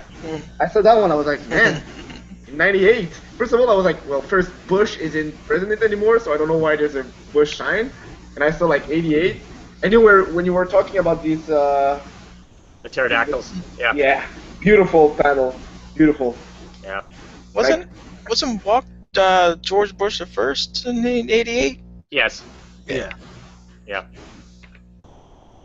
Yeah, I too didn't think about the time travel aspect either. That went in a direction I wasn't expecting either. Yeah, well, I thought it was a horror comic. I mean, because I thought that was kind of how it was built to us. Oh, it's a Halloween. It's when it starts, and it's going to be. I mean, not to say that it still doesn't have horror aspects to it, but that's kind of what going in. I was thinking, okay, it's going to be, clearly they're mummy guys and whatnot, where they could be, who knows now, right? They could be time travelers. Yeah. Or dimension hoppers, or, I guess. You still can be aliens. That too.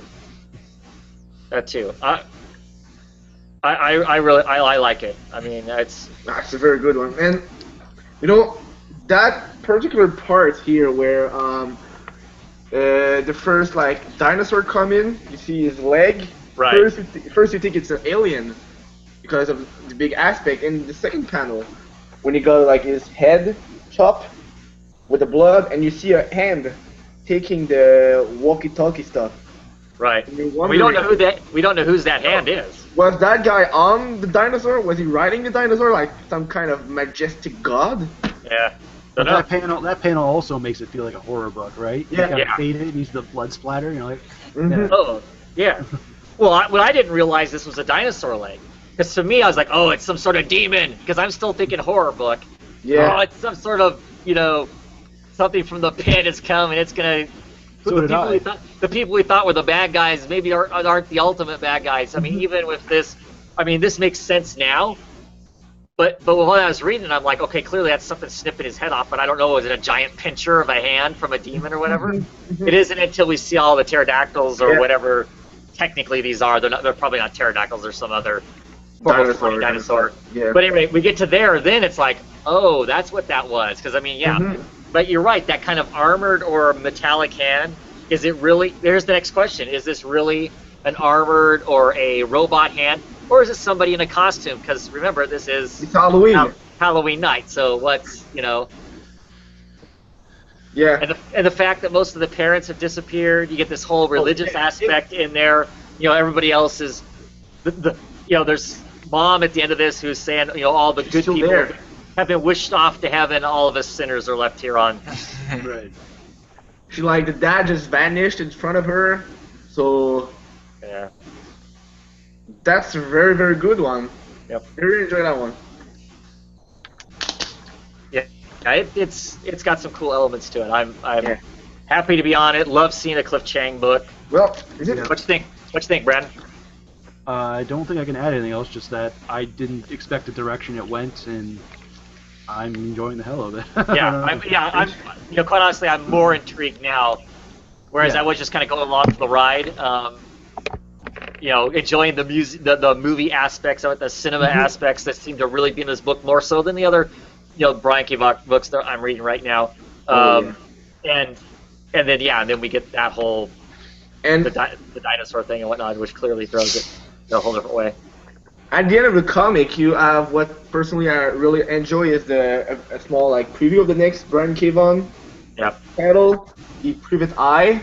Private Eye. Future, everyone will have a secret identity. So that one looks nice too. So yeah, that's a digital first book that when they put it out, it was an experiment. You could pay whatever you wanted to.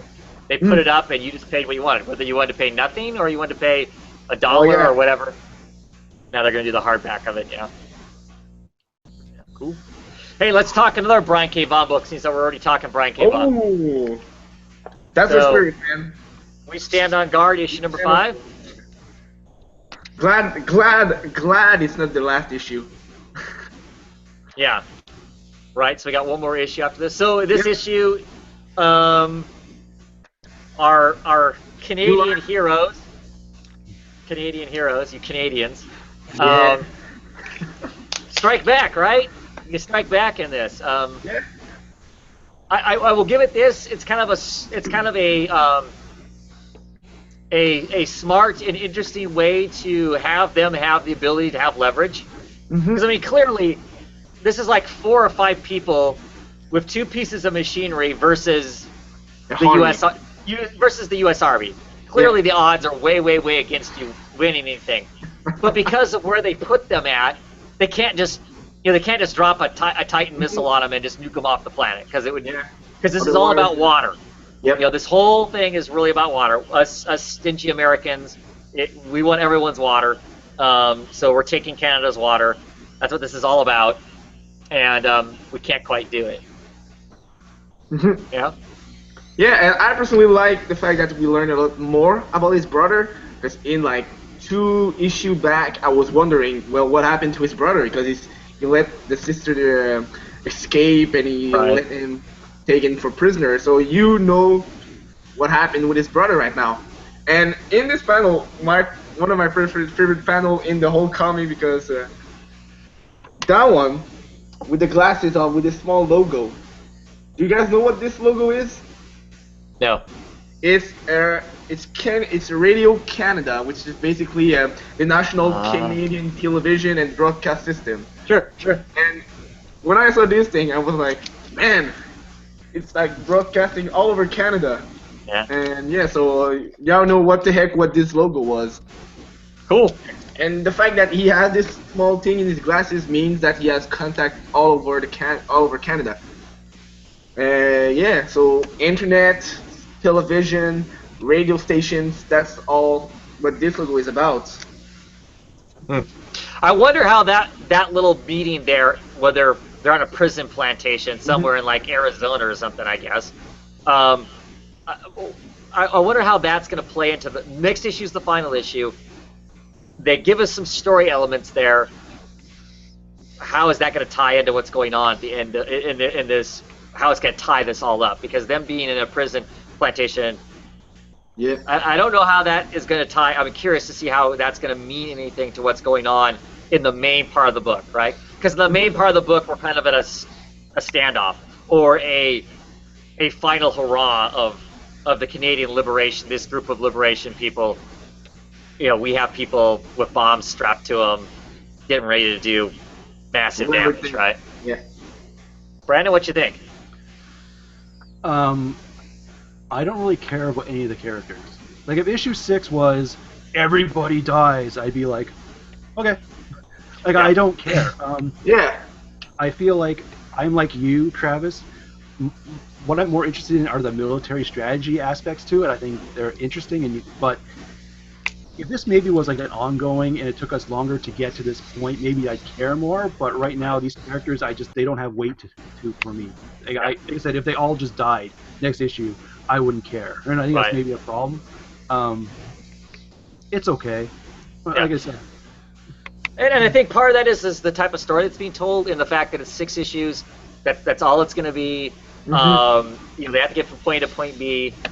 Because I think if he would have written this with a long-term thing, we would have spent a lot more issues, a lot more time with, you know, the brother and sister. We would have learned even more about their history of surviving and all of that. You know, for us to get invested. I mean, I think she's the person we're supposed to be the most invested in. Yeah. And we don't see her that much. Right, but we haven't been given enough reason to, you know, because, you know, the brother goes, oh, well, if you know my sister, she's not just letting this lie. Well, and of course, then they show her doing that, but we don't know her to know that, you know? I mean, it's basically, you're right. I mean, it's so truncated. Not that I'm really complaining, because I don't know that I want to read this story long term. True.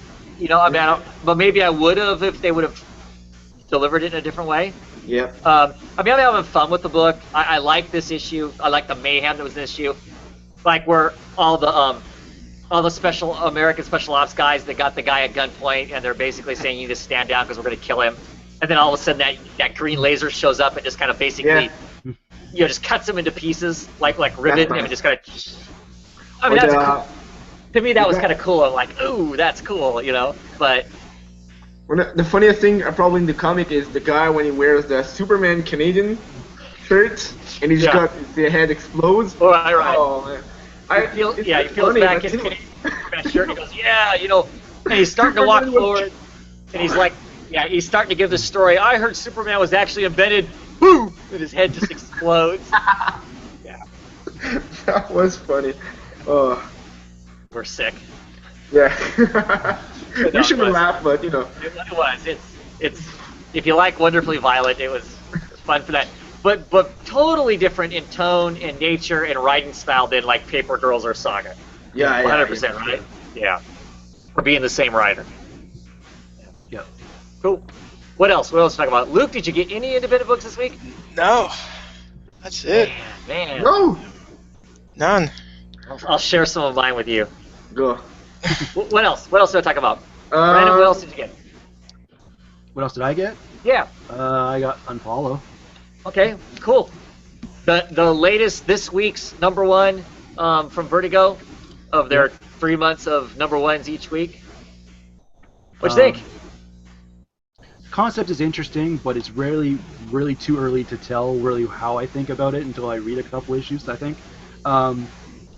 Basically the plot is this 24-year-old comes up with a social media service.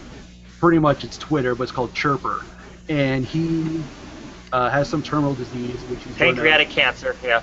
Pancreatic cancer. I couldn't remember what it was. And his dying wish media blow. He wants to go out with a bang. He's going to give his entire life savings to 140 people. $17 billion he is giving away to 140 people. So that comes out to about $120 million a person. That's why 140 people? 140 characters. Because Yeah. Twitter is 140 characters. Oh, I see. 140 characters. Yeah.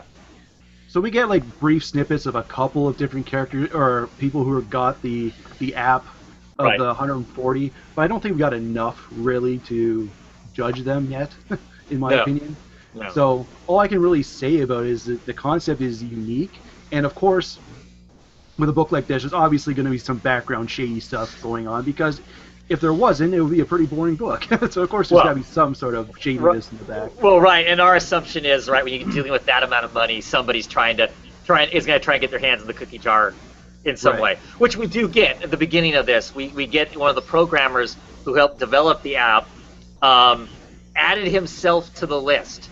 He was not supposed to be on the list. He added himself to the list, and they deal with him. He's no longer on the list. He no longer exists. Yeah. What? So, yeah, the guy who faked himself onto it, they run him off a cliff to his death, basically. But you don't really know what, I mean, so you know the books about this app that's come out. 140 people around the world have been picked to get this money. They're getting an all paid expense, picked up on an airplane and flying to this island in Bermuda to have a conversation, and that's all we know. I mean, I've read solicitations as kind of to what the book might be about. I'm trying not to let that play into my head. I haven't, so I don't know. I mean, because now I'm wondering, is it going to be kind of like, I cannot remember the name of the book, where all the kids get on the island, and then they start Lord of the Flies? Lord of the Flies, thank you. I don't know if it's going to have kind of a Lord of the Flies aspect, because clearly if there's less than 140 people, when they go to give the money away, the money's divided up amongst who's left. I don't know if that's going to be what it's going to be. I hope not. I hope it's not just going to be I hope it's not going to be a battle royale, story. I hope. Yeah. What they seem to spend a good chunk of time on a guy who's, clearly kind of lives more on the wrong side of the street. He and his sister are helping these guys attempt to rob a place, and he ends up being picked as one of the people on the app. Kind of interested in him. I'm really interested in, there's a lady reporter at the end of this she's completely naked. She's sitting in front of a camera. She's shaving the hair off of her head as she's having a conversation about, she's a reporter from Iraq or Iran. She's seen all of this stuff going on in the Middle East that's horrible. People murdered, people raped, people tortured, and she's just done. She's done with it all. There's nothing left to report. It's all awful. It's all horrible. And she's getting ready to do herself in, right? I mean, isn't that the impression you get, Brandon, that she's Pretty much. going to kill her? She's basically, this is her last video, and she's going to kill herself on camera. And right as she's about ready to do herself in, it comes up and says that she's one of the people that's been picked in this app. Wow. And it kind of saves her. So clearly she's going to be a very emotionally charged in one sense or another. So I'm more curious about her. But out of the three people we get the least about her too. So I guess Right. And maybe that's why I'm the most intriguing. Yeah. Because we get the least amount. So, I like the art. I think the art is really gorgeous in it. The art on the inside is not the art on the. Right. You Also, know, I don't it's- really know what to make of the cliffhanger either. Yeah, there's like a opening page spread. This guy is chasing the guy down. Why he's wearing that funky mask, I have no idea yet. But he chases this guy off the cliff, as I talked about earlier. Yeah, the cliffhanger at the end, is that another guy who's been picked? Because at the very end of the comic, we get this guy who's like up in Alaska or something like that. He's walking into like an earthen room, like maybe it's dug underground. And he's kneeling down at what's like a shrine, but it is a wall of weapons. I mean, it's an absolute wall of rifles, automatic weapons, if you're a survivor nut, kind of thing, it's got everything imaginable you can on the wall, and he's kind of, praying to get that corrected. Wow, Oh, that that's looks, right. And there's also a rich girl in here too, who she's from a rich family and she donates all of her life savings away. Thinks she's free of money and can go and live a normal life. And of course, she comes up on the app, and now she suddenly has $120 million. Get rich again. She's like, right. I'm gonna definitely pick that one up next week. Seriously. It'll be intriguing to see what, where it goes. I mean, there's not a lot there to tell us what's going to happen, but right. Which is why I think it's just too early to tell if I'm on board or not. I need to read a couple more issues too. But I don't think they're gonna, introduce every 140 characters, and that would be like I can't imagine. Worse than Game of Thrones, seriously. Yeah. But I'm excited the fact that they weren't all American. It wasn't like this big, and I'm hoping that we'll get to see more people that aren't. I get frustrated with books that introduce a world idea, but the only participants are people from America. Because there's lots more people out there, and I, even if they aren't reading the book, I want to read about them, I guess. So. Fair. Definitely fair. What else, Kevin? What have you been reading? Okay. A new #1 from Image Comics, Citizen Jack. Oh yeah, I picked up Citizen Jack too. I put this on my list, and then I thought I'd taken it back off of my list, and clearly I didn't because it came in my order. What do you think? It's good.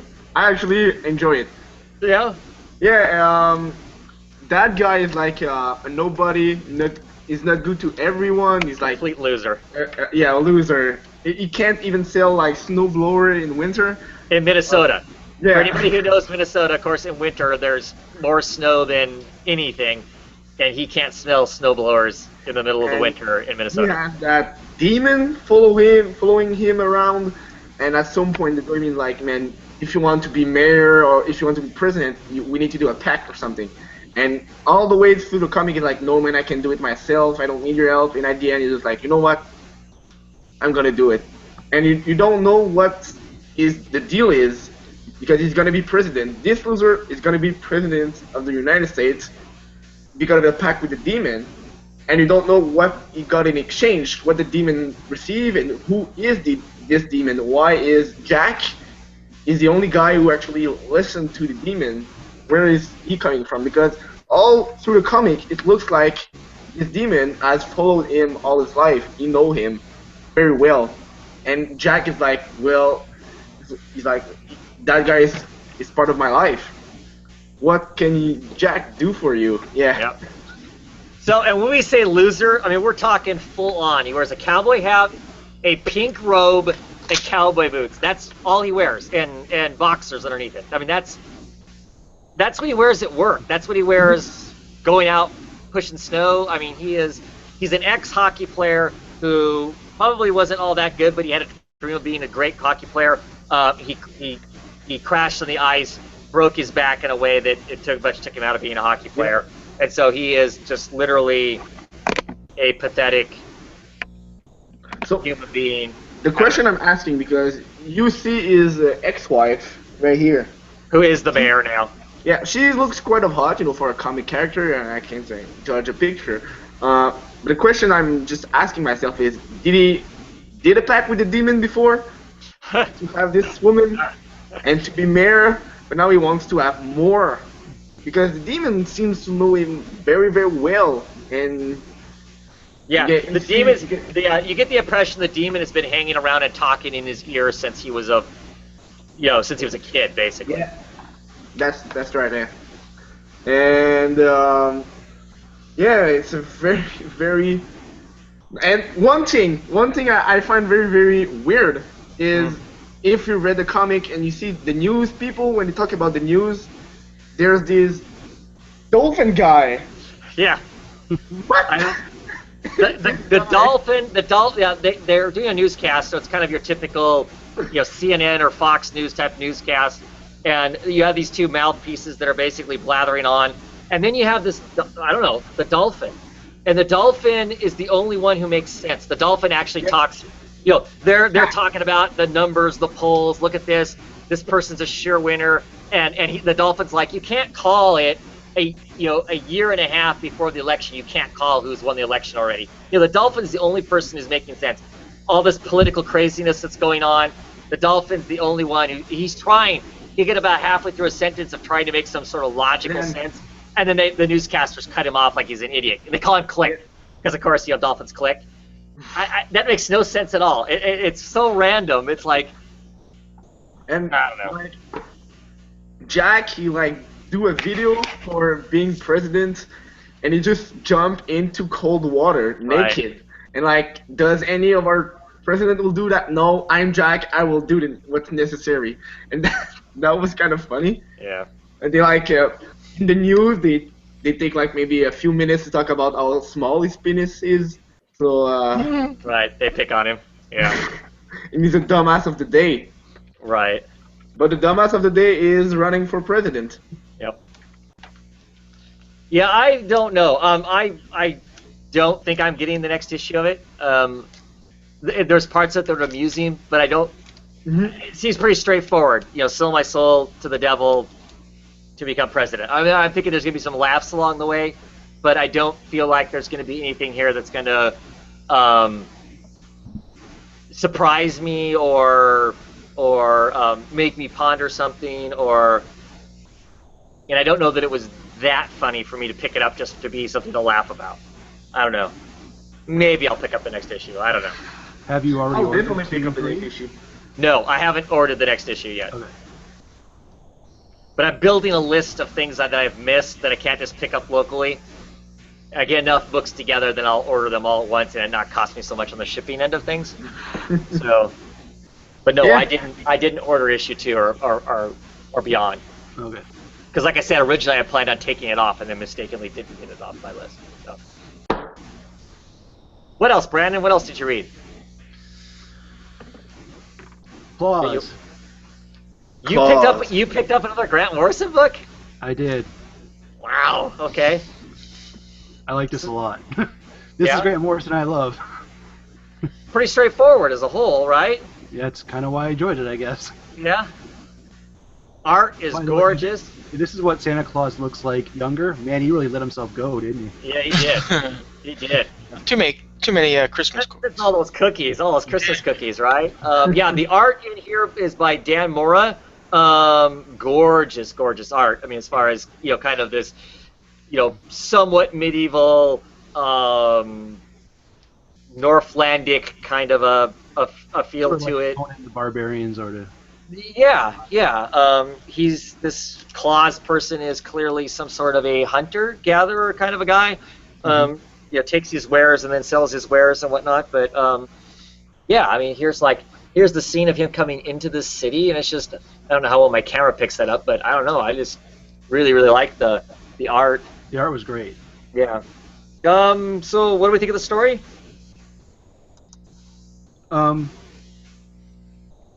This is the real telling, supposed real telling of Santa Claus is the premise of the story, right? We're gonna get the behind the scenes of how Santa Claus became Santa Claus as opposed to Claus. Right. I'm glad they already sort of played into the fact that he's got some sort of mystical powers to him because he makes a healing potion in his book. So he's got some sort of mystical elements to him. He's not just a hunter. He's got some magic in him, I guess. Well, either magic or he understands the herbs well enough to. Right. Right. Yeah, I'm glad they play into that. Aliens. Was Aliens. Aliens. Yeah, but I love the page after that, Oh yes. which is Yeah. like just Technicolor. Yeah, what we're the hell having am I a look- trip. Yeah, Yeah. that was pretty insane. Yeah. I don't know much about Santa Claus myths and stuff, but if Santa Claus in any of them had like a wolf pet, some of this stuff is just news to me. Like I don't know if this is stuff Grant Morrison's made up or this is actually Santa Claus myths that's been out there. Yeah. I don't Yeah. know. I mean, there's elements of this that seem familiar to me. The whole here's a town. The town is kind of downtrodden. All the people. The only people who get to play with toys are the king or the baron's kid. That feels kind of like one of those claymation animated Right. Rudolph Santa Claus kind of stories Right. that was out in the late 70s kind of a thing. But there's elements that are different, clearly and new here. I mean, the whole alien spirit things and the Yeah. potential acid trip that went on there and stuff. So those are cool. I'm just really surprised at how tame this seems right now for a Grant Morrison book. I was like, probably why I like it. yeah, I mean, I was like, okay, I wasn't going to get it, and I thought, no, it's Grant Morrison. It's going to be trippy. I'll get it. You know, I mean, even though I don't necessarily want to read another, Santa Claus retelling, I don't think, but I'm going to. I love the art. The art's gorgeous in it, and I don't know, it'll be, at some point. The problem with Grant Morrison when he gets too trippy is I find I don't feel like I get anything from his books. If he makes it, it makes too much of a struggle out of it, yeah. And that's kind of just like Nameless, the last couple, or issue 4 when they went, that was just the entire mind trip. I was just like, I read it and I was like, I don't know if I got anything out of this issue. You know what I mean? And that's kind of just why. Yeah, but like I said, the art is just cool in the thing. And yeah, it's good. I mean, 1 of 6.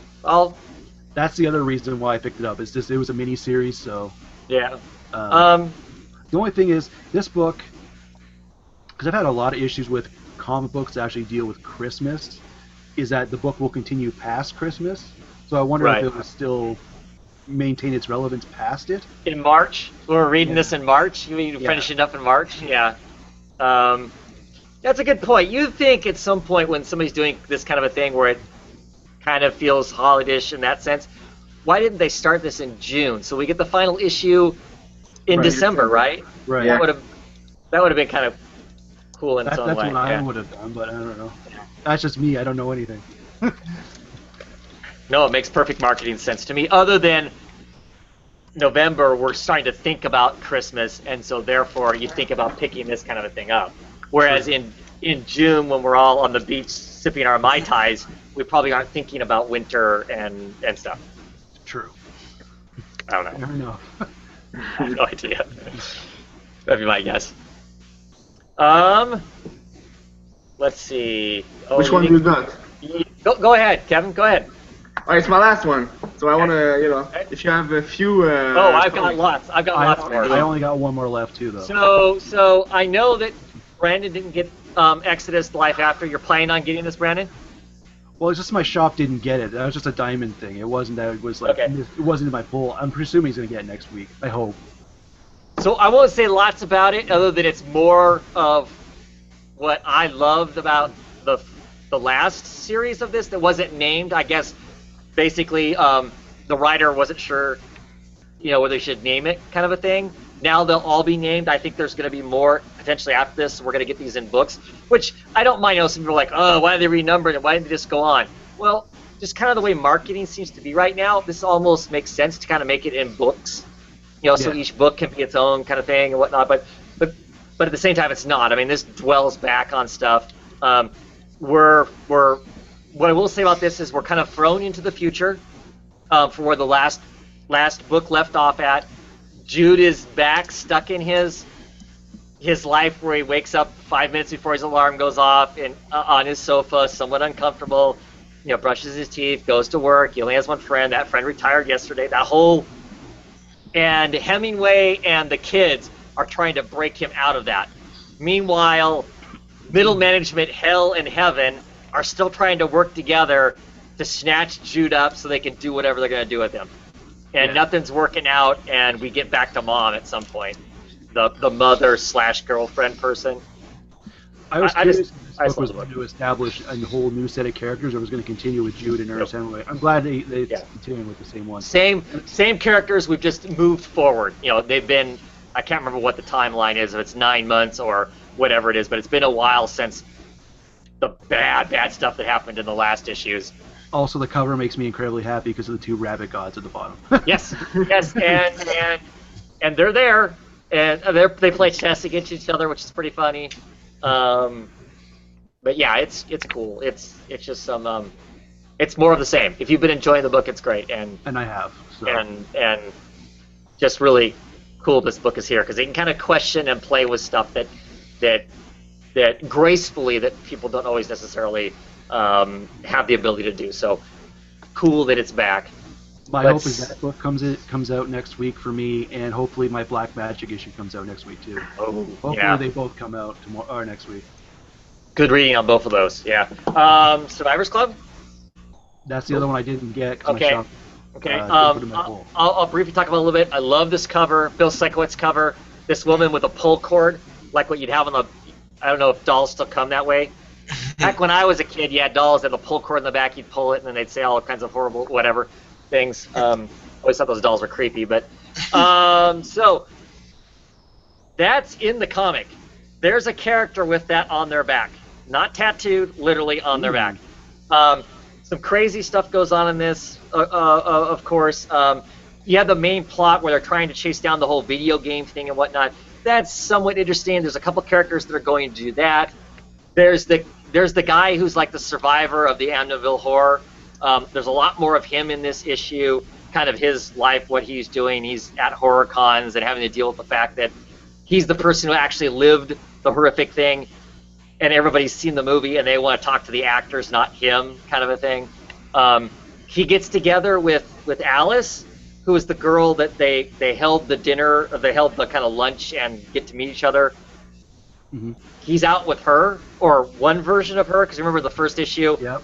one of them sets down, the other one goes off. Yeah. So there's some interesting relationship kind of stuff going on there. And the guy who didn't show up, who we don't know whether or not he murdered everybody in the park or not. I really think he murdered everybody in the park. Mm-hmm. He shows up the next day at the house and goes, "Hey, I wasn't there yesterday," and we get a little back history on him and his potential psychosis or not psychosis, as the case may be.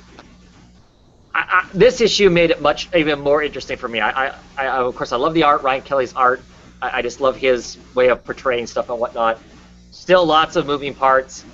How they all attach to each other, I don't know, but some interesting characters. They're just weird.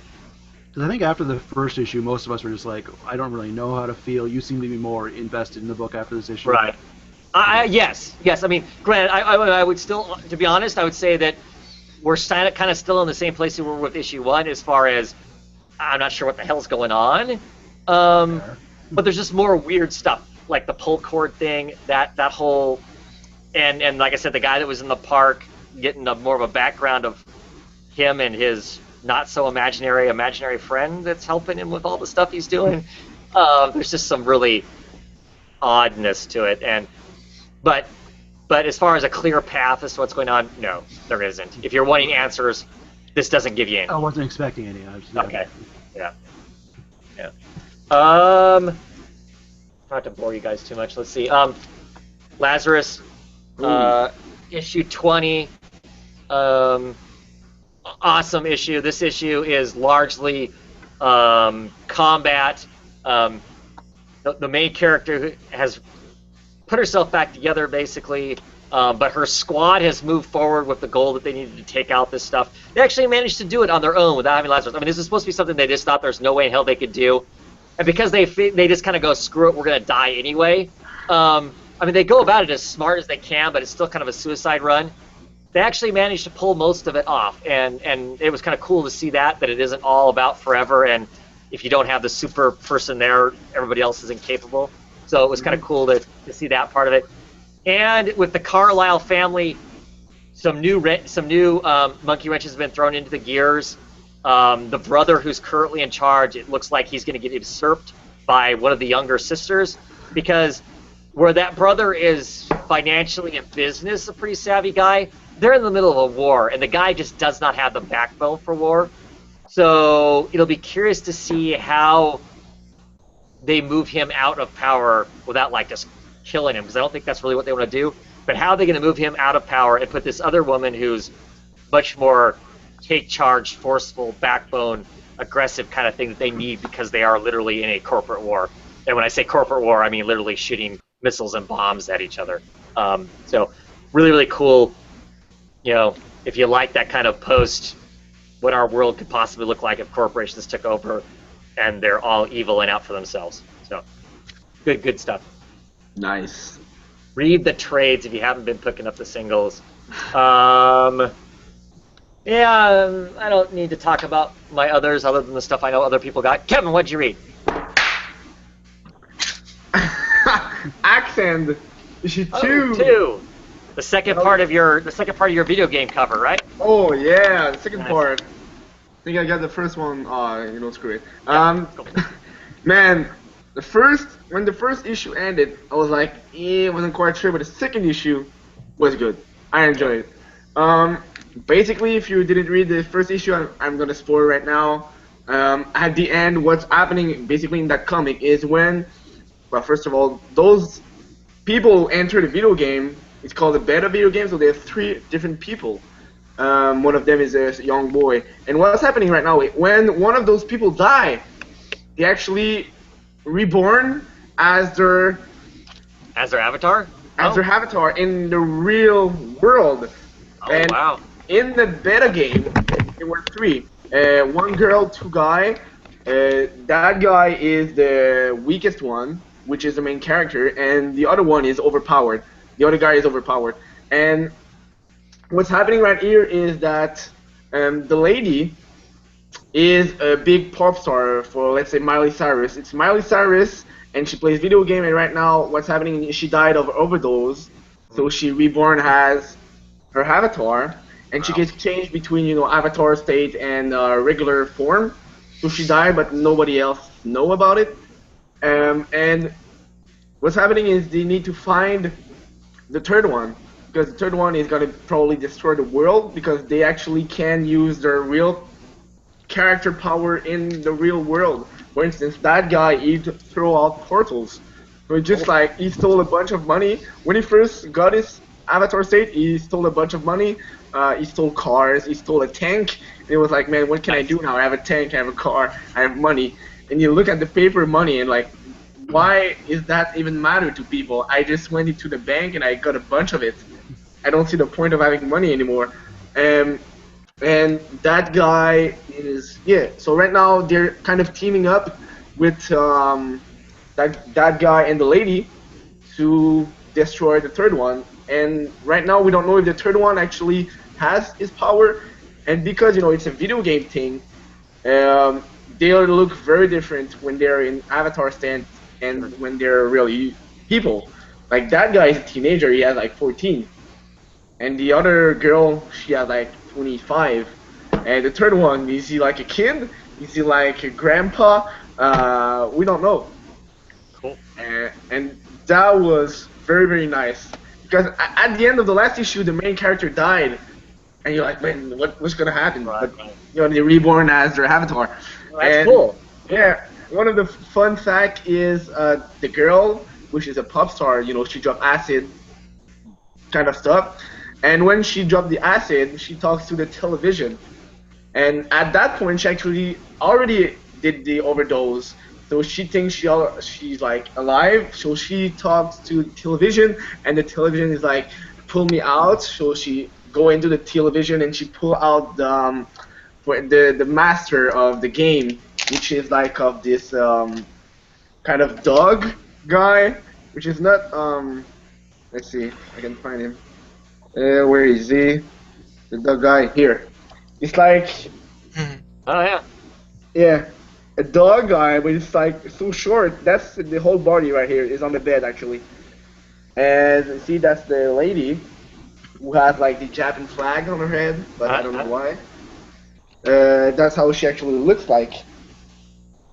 And the main point, and first of all, the colors are gorgeous. Look at that.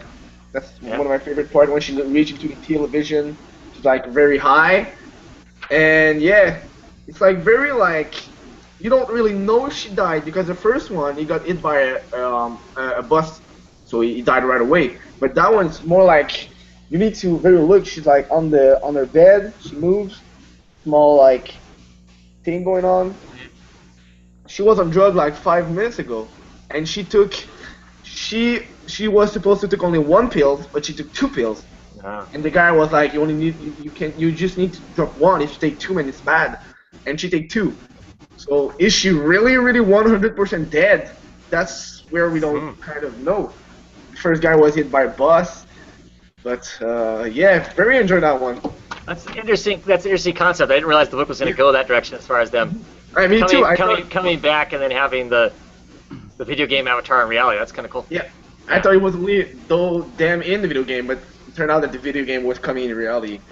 That's Also, nice. I appreciate somebody getting superpowers and not instantly being as virtuous as Superman. It's like, hey, cool, I've got these powers. Let's go have some fun with them. I mean, I just, I don't know. And when he stole all those items, after it was like, man, they're gonna find me. They know who I am. They know. Right. But yeah, he's a teenager. He has like 14. He has the power to have portal everywhere. So, even I would do the same thing. Yeah. Right on. Cool. Okay, Brandon, what's the last book? I think you know what it is. This Monstress. big Monstress book. monstrous book. What? It's $5 and like I don't know, 80 pages or something. I don't know what it is. I didn't count, but it's a lot. It's a lot of pages. It is. What do you think? This book is coming out monthly. I don't know how the artist can keep up with that level of detail.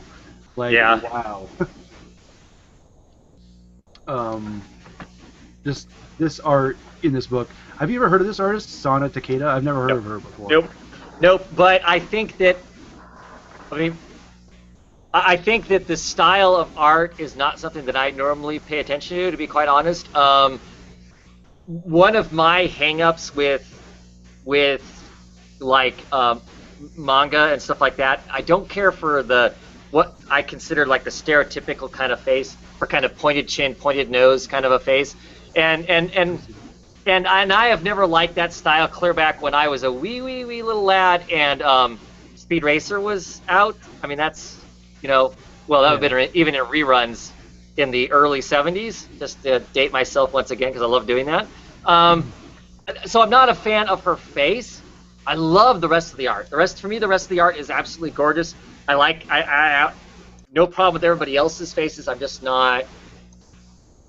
But yeah, it's gorgeous. The art is. I love the tones. Most of it's in this kind of sick. It's either sepia tone kind of to some degree, or like when they're in prison, it's a sickly grayish green. It sets the ambiance of wherever they're at very well. When they're in big fancy places, it's well lit. It's well lit and shiny and sparkly. But yeah, you're right. There's a hellacious amount of detail. I mean, look at that monster. I mean, almost individual hairs are drawn on it. I mean, it's pretty elaborate. I mean, Nice. Very, very ambitious art. Cool. Yes. Yeah. I love the story. I think pretty much the adventure I read somewhere someone saying that if this book was its own original graphic novel, they would have been okay with it, and I agree with that. If it outside of maybe the ending, because it was very open-ended, but if they took that ending out of it and they just escaped, I would have taken that as an original graphic novel. Oh, sure. Yeah. Definitely. As a standalone story, it was really, really cool. I know you in fantasy, you're very picky with fantasy elements, and this book does have some fantasy elements to it. I was wondering, does this fit your brand of fantasy, or? I enjoyed it. I mean, it has some fantasy elements to it, but it's not high fantasy. It's not over the top kind of, the good paladin versus the evil witch sort of thing.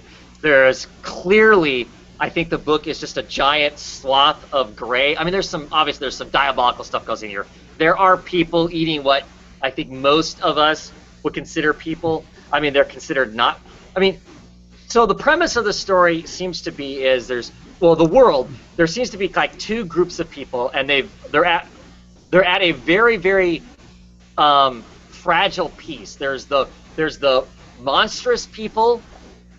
And when I say people, I use that loosely because that's everything from people who look like normal humans to people who have fox tails and fox ears, or they're part cat or whatever, versus what the humans basically. And they had some sort of peace at one point in time that clearly just got disrupted in some way. They battled, they warred. Tons and tons of people were killed, like any war. And now there's like a fragile piece going on. It sounds like there's like a wall between the two of them, and anything that's on the human side of the wall, they do whatever. We have no idea what's going on the Monstress side, but on the human side, they do whatever they want to do. Because if you're on their side, they're yours. Where humans are people, you can't treat them bad. Monsters are animals. They're property. They get sold as slaves. They get in this place where there's this, I don't know, it's like a school of witches. Yeah. One of the characters is eating them. I mean, chopping pieces off and eating organs and doing weird witchcrafty kind of stuff with them. All kinds of horrible stuff. Or at least I consider it horrible anyway. I mean, because they may not be humans, but clearly they have personalities, they have feelings, they have all the stuff that we all have. But they're not treating them that way. So I love all that. I mean, it's because it's all gray. I mean, even what we consider the good person seems like they might somehow be responsible for the deaths of 164,000 people. Yep. So I don't know how good you consider that. I mean, right. If we ever find out like the story from the Monstress point of view, I don't want them to be like, oh, we're good and we're doing nothing wrong. I want it to be gray. I want both sides to not really be good. Right. I mean, clearly, most of this story is told from the viewpoint of we get to see this kind of slavery getting taken to this this academic witchcraft place because the main character wants to be kidnapped because she wants to get to somebody who's inside that place, and that's the most logical way she can see to do that. Right. And of course, they're treated horribly in there. Like I said, they're delimbed. They're all kinds of. They all got like collars on them, and they get shocked. Right. And they pull no punches as far as how, graphic it is as far as that kind of stuff goes. But right. Gorgeous, really interesting. I love the cat in this. The simple little bit. There's there's a cat that's in here that has two tails, which is kind of a Japanese folklore kind of thing. The cat's with two tails. And the cat called her out and said lying. I was like, is that a nod to Saga? What was that? Yeah, that was kind of a funny element in there too, which I enjoyed. There's some poetry thrown around and some very ironic poetry thrown around by the cat. Because he's like, let me quote you some poetry, and she's like, I hate poetry, and that's when he throws the line at her, and then at the end of it, he waxes poetic at the very end of it, which I truly loved. After all this craziness has happened, and the cat says, to quote poets, we're fucked. Yep, that was an awesome panel. Yeah, nice piece of poetry there, and I enjoyed it, and I enjoyed it for what it was. It was cool and whatnot. I read the back matter that is written mostly by the writer Marjorie Liu, and it adds even more weight to the book because it has to do with kind of like she talks about her grandparents, and her grandparents are Chinese, and they lived in mainland China during World War II and during that era. What a lot of people don't know as well, the atrocities that were going on for World War II in Europe and that sort of stuff. There was also lots of really horrible stuff happening in China. And her parents survived that, or grandparents survived that, and so she's heard all of their stories. And so it kind of deals with some of that stuff too. Deals with racism, deals with just how horrible people can treat each other, with hatred, with not understanding. So it just adds another potential layer of all the places this story could go. And I'm really looking forward to that, because I'm looking forward to, like I said, yeah, there's some fantasy elements in there. I find all that interesting. I find the power interesting and whatnot. But for me, it's all the gray. I love comics where there's all this murkiness of how do you justify the stuff you do? And I'm enjoying that aspect of the story. How do all of these people in here justify their own behaviors? It's not easy. It's not simply these are the bad guys, let's just go mow them all down kind of a thing that lots of stories fall into. And for the $5 this is, like I said, there's one page. This is all the stuff and there's and I think that's it. The rest of it is a mock-up of the characters that are in it, the cover to the next issue. Otherwise, it is no ads, it is pure comic. Yeah. That's nice. Yeah, well worth the money for that and whatnot. And yeah, it's gorgeous. It's a gorgeous book. And I know it's something that both my kids are way into anime and manga. They'll both dig it too. It has an art flair of that. The artist is from Japan, lives in Japan, right. So I'm assuming that that's probably their influence. They're growing, as opposed to me personally. If I attempt to draw something, I clearly draw things like American comics. I think that's her influence is that art style and whatnot. So that those elements are in there. But yeah, cool stuff. Nice. Was it worth reading it last, Brennan? Yeah, I think so. Because I know you said you were hanging on for last. Yeah, I was leaving all the number ones to last, but yeah, I left Monstress to last just because of the art. I think. Yeah. I'll definitely be picking up the next issue because it sounds to me like there's a lot of cool elements that are going to be explored in it. Yeah. For sure. I agree. Sure. Okay. Nice.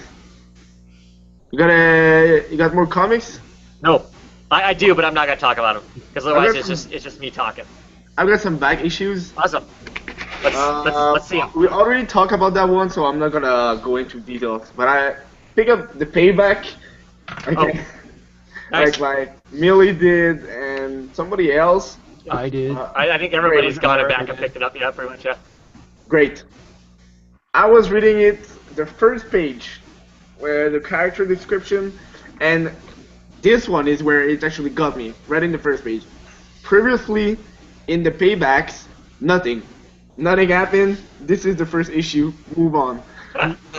Nice. That one was like, that comic, if it's that kind of humor, that's gonna be hilarious. And definitely gonna go watch for issue 2, issue 3, man. I don't have that much Dark Horse comics where at my comic shop, they only go for Marvel, DC, and sometime Image. So I need to actually like ask them to get those. So that's maybe the downside of where I'm living. I don't have the choice of all those indie comics. Mm-hmm. And I know a shop where there's only Marvel and DC comics. And like, there's lots of them that are that way still, and it surprises me. I mean, I get that in the past, but with so much product out there that is not DC and Marvel, it still surprises me that. But Marvel and DC still remains the safe companies to back. Oh, and that's probably true. Yep. Yeah, I'm sure some of them are looking at it going, well, when is this high on Image? When is it going to fall off, you know? You got Providence. Tell me about Providence, written by Alan Moore, right? Yeah, Alan Moore. First issue, that's the second issue and third issue, so you got a lot of things to read. Man, I don't know, it's kind of hard to understand for me. It's like about this news guy who quit his job to create his new book. And in order to create his new book, he does some research about old school books.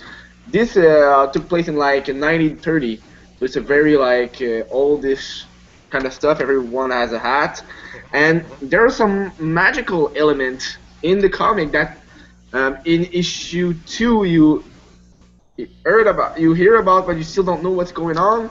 That guy, he goes like in the basement of someone, and the creepiest part is while he's creating his book, he's searching for those kind of book that talk about spirit and stuff. About I think it's alchemy. That's what it's talk about. And each time you go into a basement, these basements are caves. Like he went down twice into a basement, and the first time he saw this kind of demon kind of stuff, and he actually like passed out, and when he wake up, it was a regular basement. The owner of the place was like, there's a gas leak, so that's why you passed out and stuff like that. And at the end, he was like, well, did I have a hat when I came into the house? It's the 1930. They all wear hats. Hats.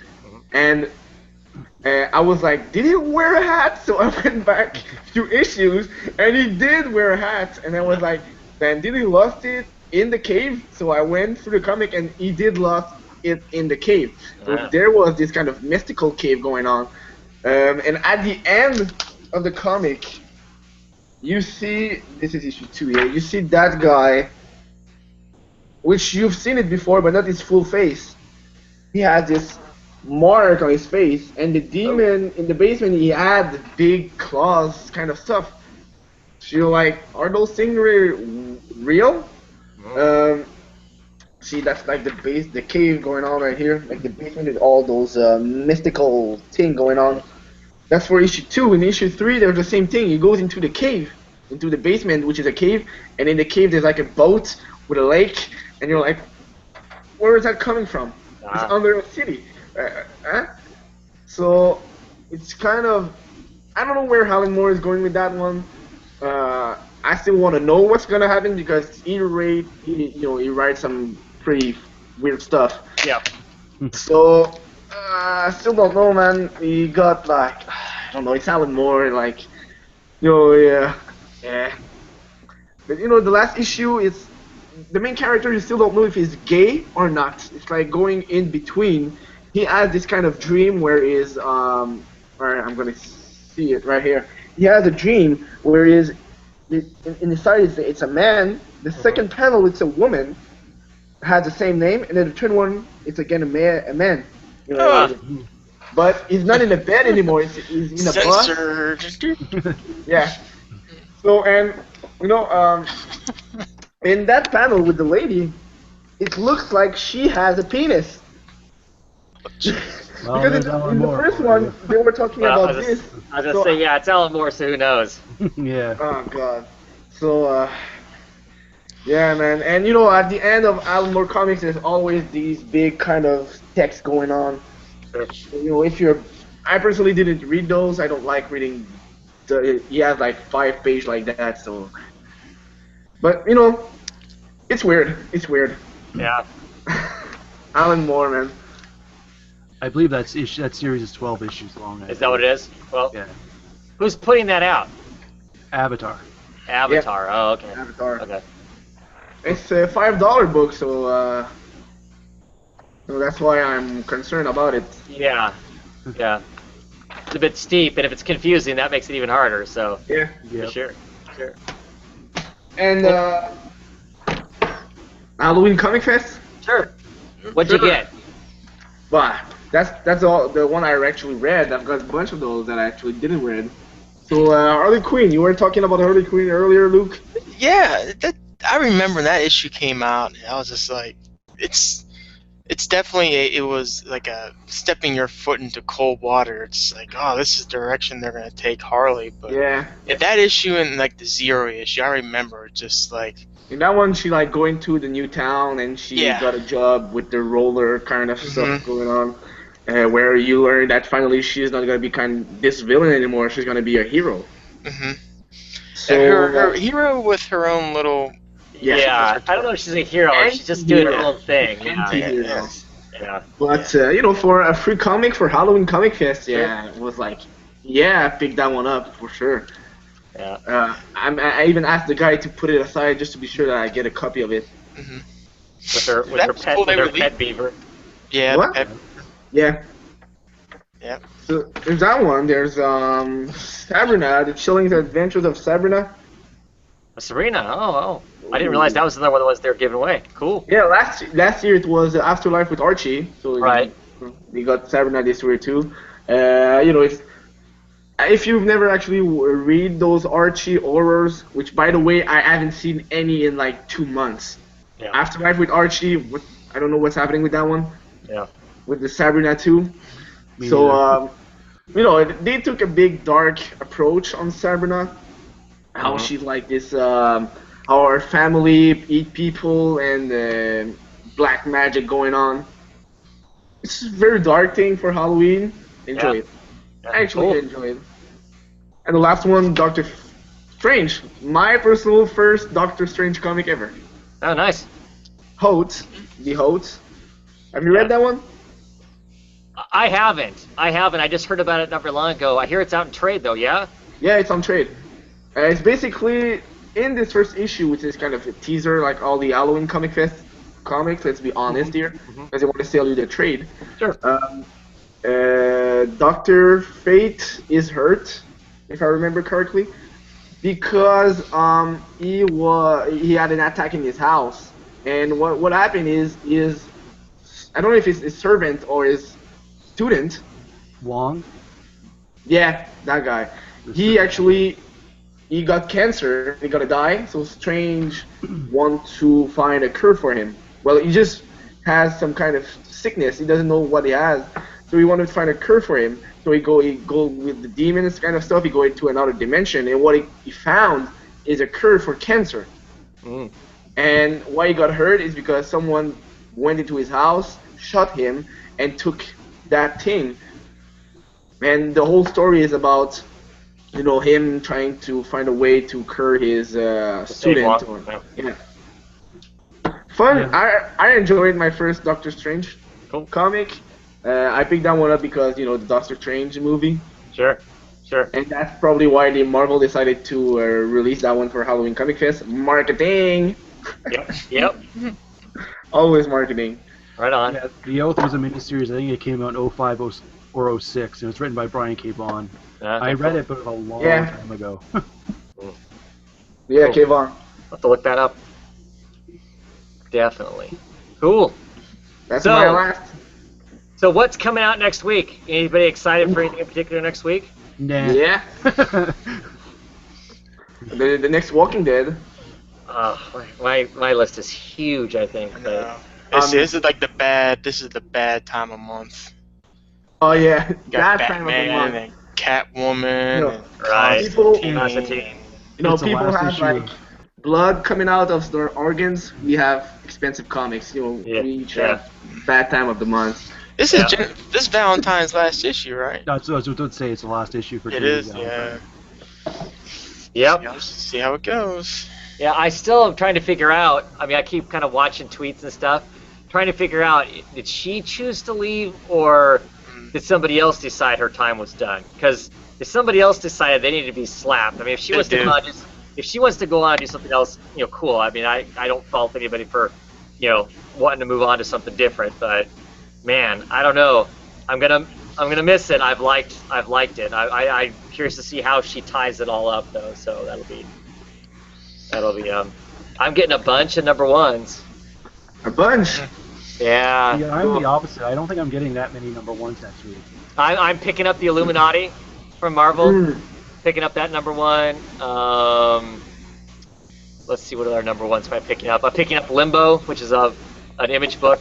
Really don't know anything about it, but I'm picking it up. It looked interesting.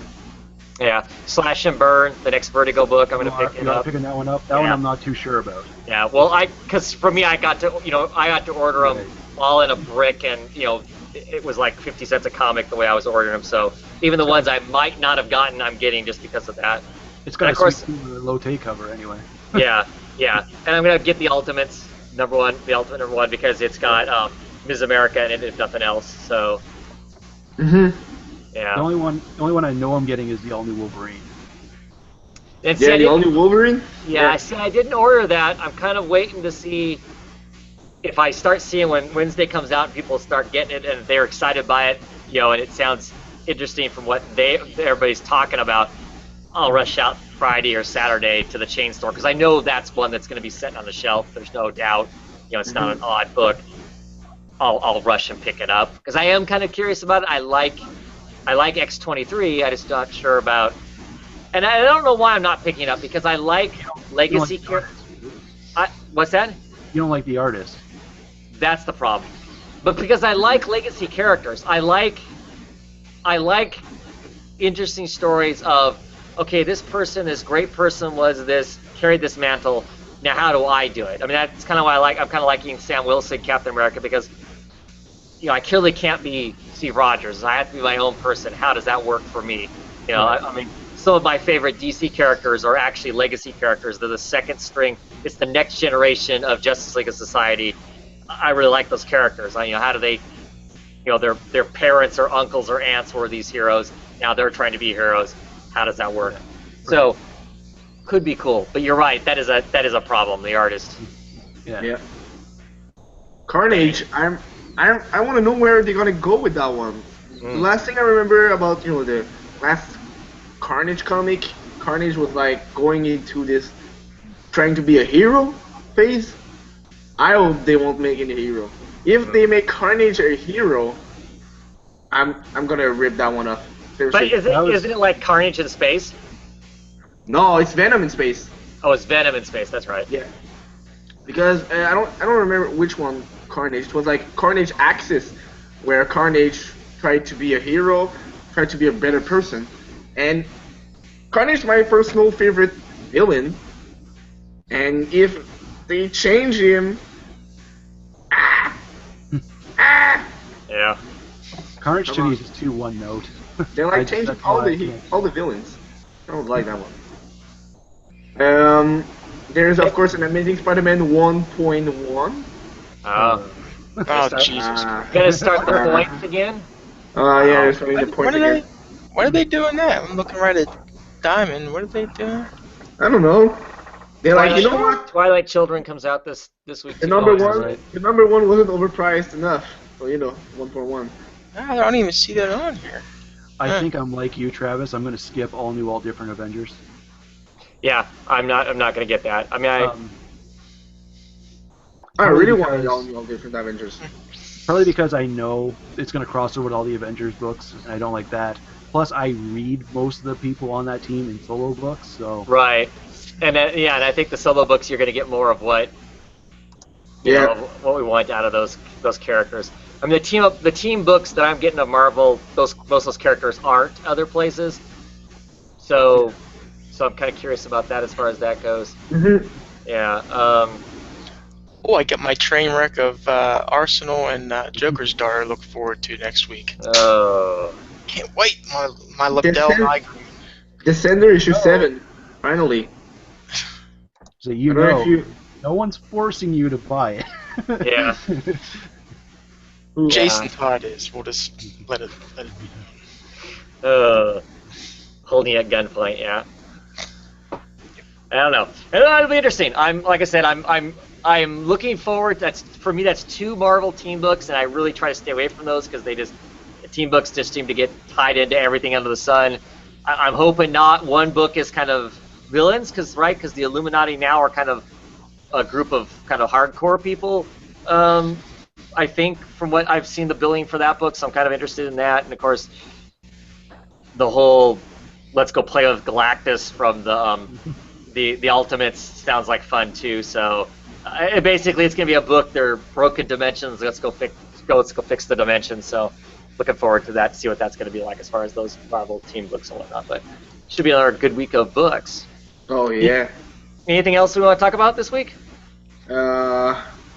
What are we gonna pick up next week or this week? Next week. We already talked about that. What we're getting next week, right? Hairboy issue 4. I know I'm probably the only one here. That's right. No, I'm getting Airboy too. The final issue of that. Oh man, I'm curious to see what they do with it. so good. Yeah. Wow. Airboy, seriously. How they just like introduce the creators in the series, and wow. And I searched few of those facts, where they were saying fact about the character Airboy. I just went on the Wikipedia, searched for them, and they were all true. Yeah. Like, it's true. I was like, what? That's amazing. Yeah. Airboy's been around a long time. That's a character that's been an open product for quite some time. So yeah, I'm curious to see how they end it. What they do. I remember you guys talking about that in issue number 1, and it just sounded like way out of bounds. Yeah. Oh yeah. No, I'm pretty sure that it's real that Airboy is now public. Yeah, it's public domain. They were talking about the fact that Airboy is now public. I think it's really public, and that's why they created that comic. Yeah, it's public domain. That comic. I mean, I remember in the, I want to say the late '80s, First Comics did Airboy for a while. Was it First Comics or Comico? One of the two did Airboy for a while. Yeah, but it's like Sherlock Holmes. It's one of those characters that's just, anybody can do a Sherlock Holmes stories because it's, the copyright's gone on it. So, yeah, I'm definitely getting it. I'm curious to see how the whole thing ends up. It'll be really, really interesting. Yeah. So, yeah. Captain America White too. I enjoyed that one. Yeah. Okay, so I think we've kind of talked it out. I think we'll end it here. You might see me appearing on lots of little live shows that I may delete afterwards, because this weekend. Hopefully, I am gonna figure out this whole comment thing. I appreciate all of you who've hung out and watched, because we've got the same viewers watching that we typically would have on any other week. So I gotta get the comment thing figured out. Hopefully there's a way to turn them on. I don't know. I don't know why they work sometimes and sometimes they don't. If somebody out there knows, message me, let me know what the magic touch is. If I'm hosting a hangout, how do I make it so you guys can comment in the regular comments? I did get one comment through Google Plus, but nobody uses Google Plus as a whole. So, I don't know. So hopefully we can figure it out so we can all participate, because you 12 people who sit here and watch this show live, I would really like to be able to hear what you have to say as we're talking, because lots of times you have the answers that we don't have, or a completely different way of looking at it. So it's either that or all 12 of you just come on the show. Just come on the show and talk comics with us now while we're here, and it'll be a great time. At any rate, have a great night. Thanks, guys, for coming on and talking books. And hopefully we'll be back next week with some more books to talk about. Have a great one, everybody. Bye.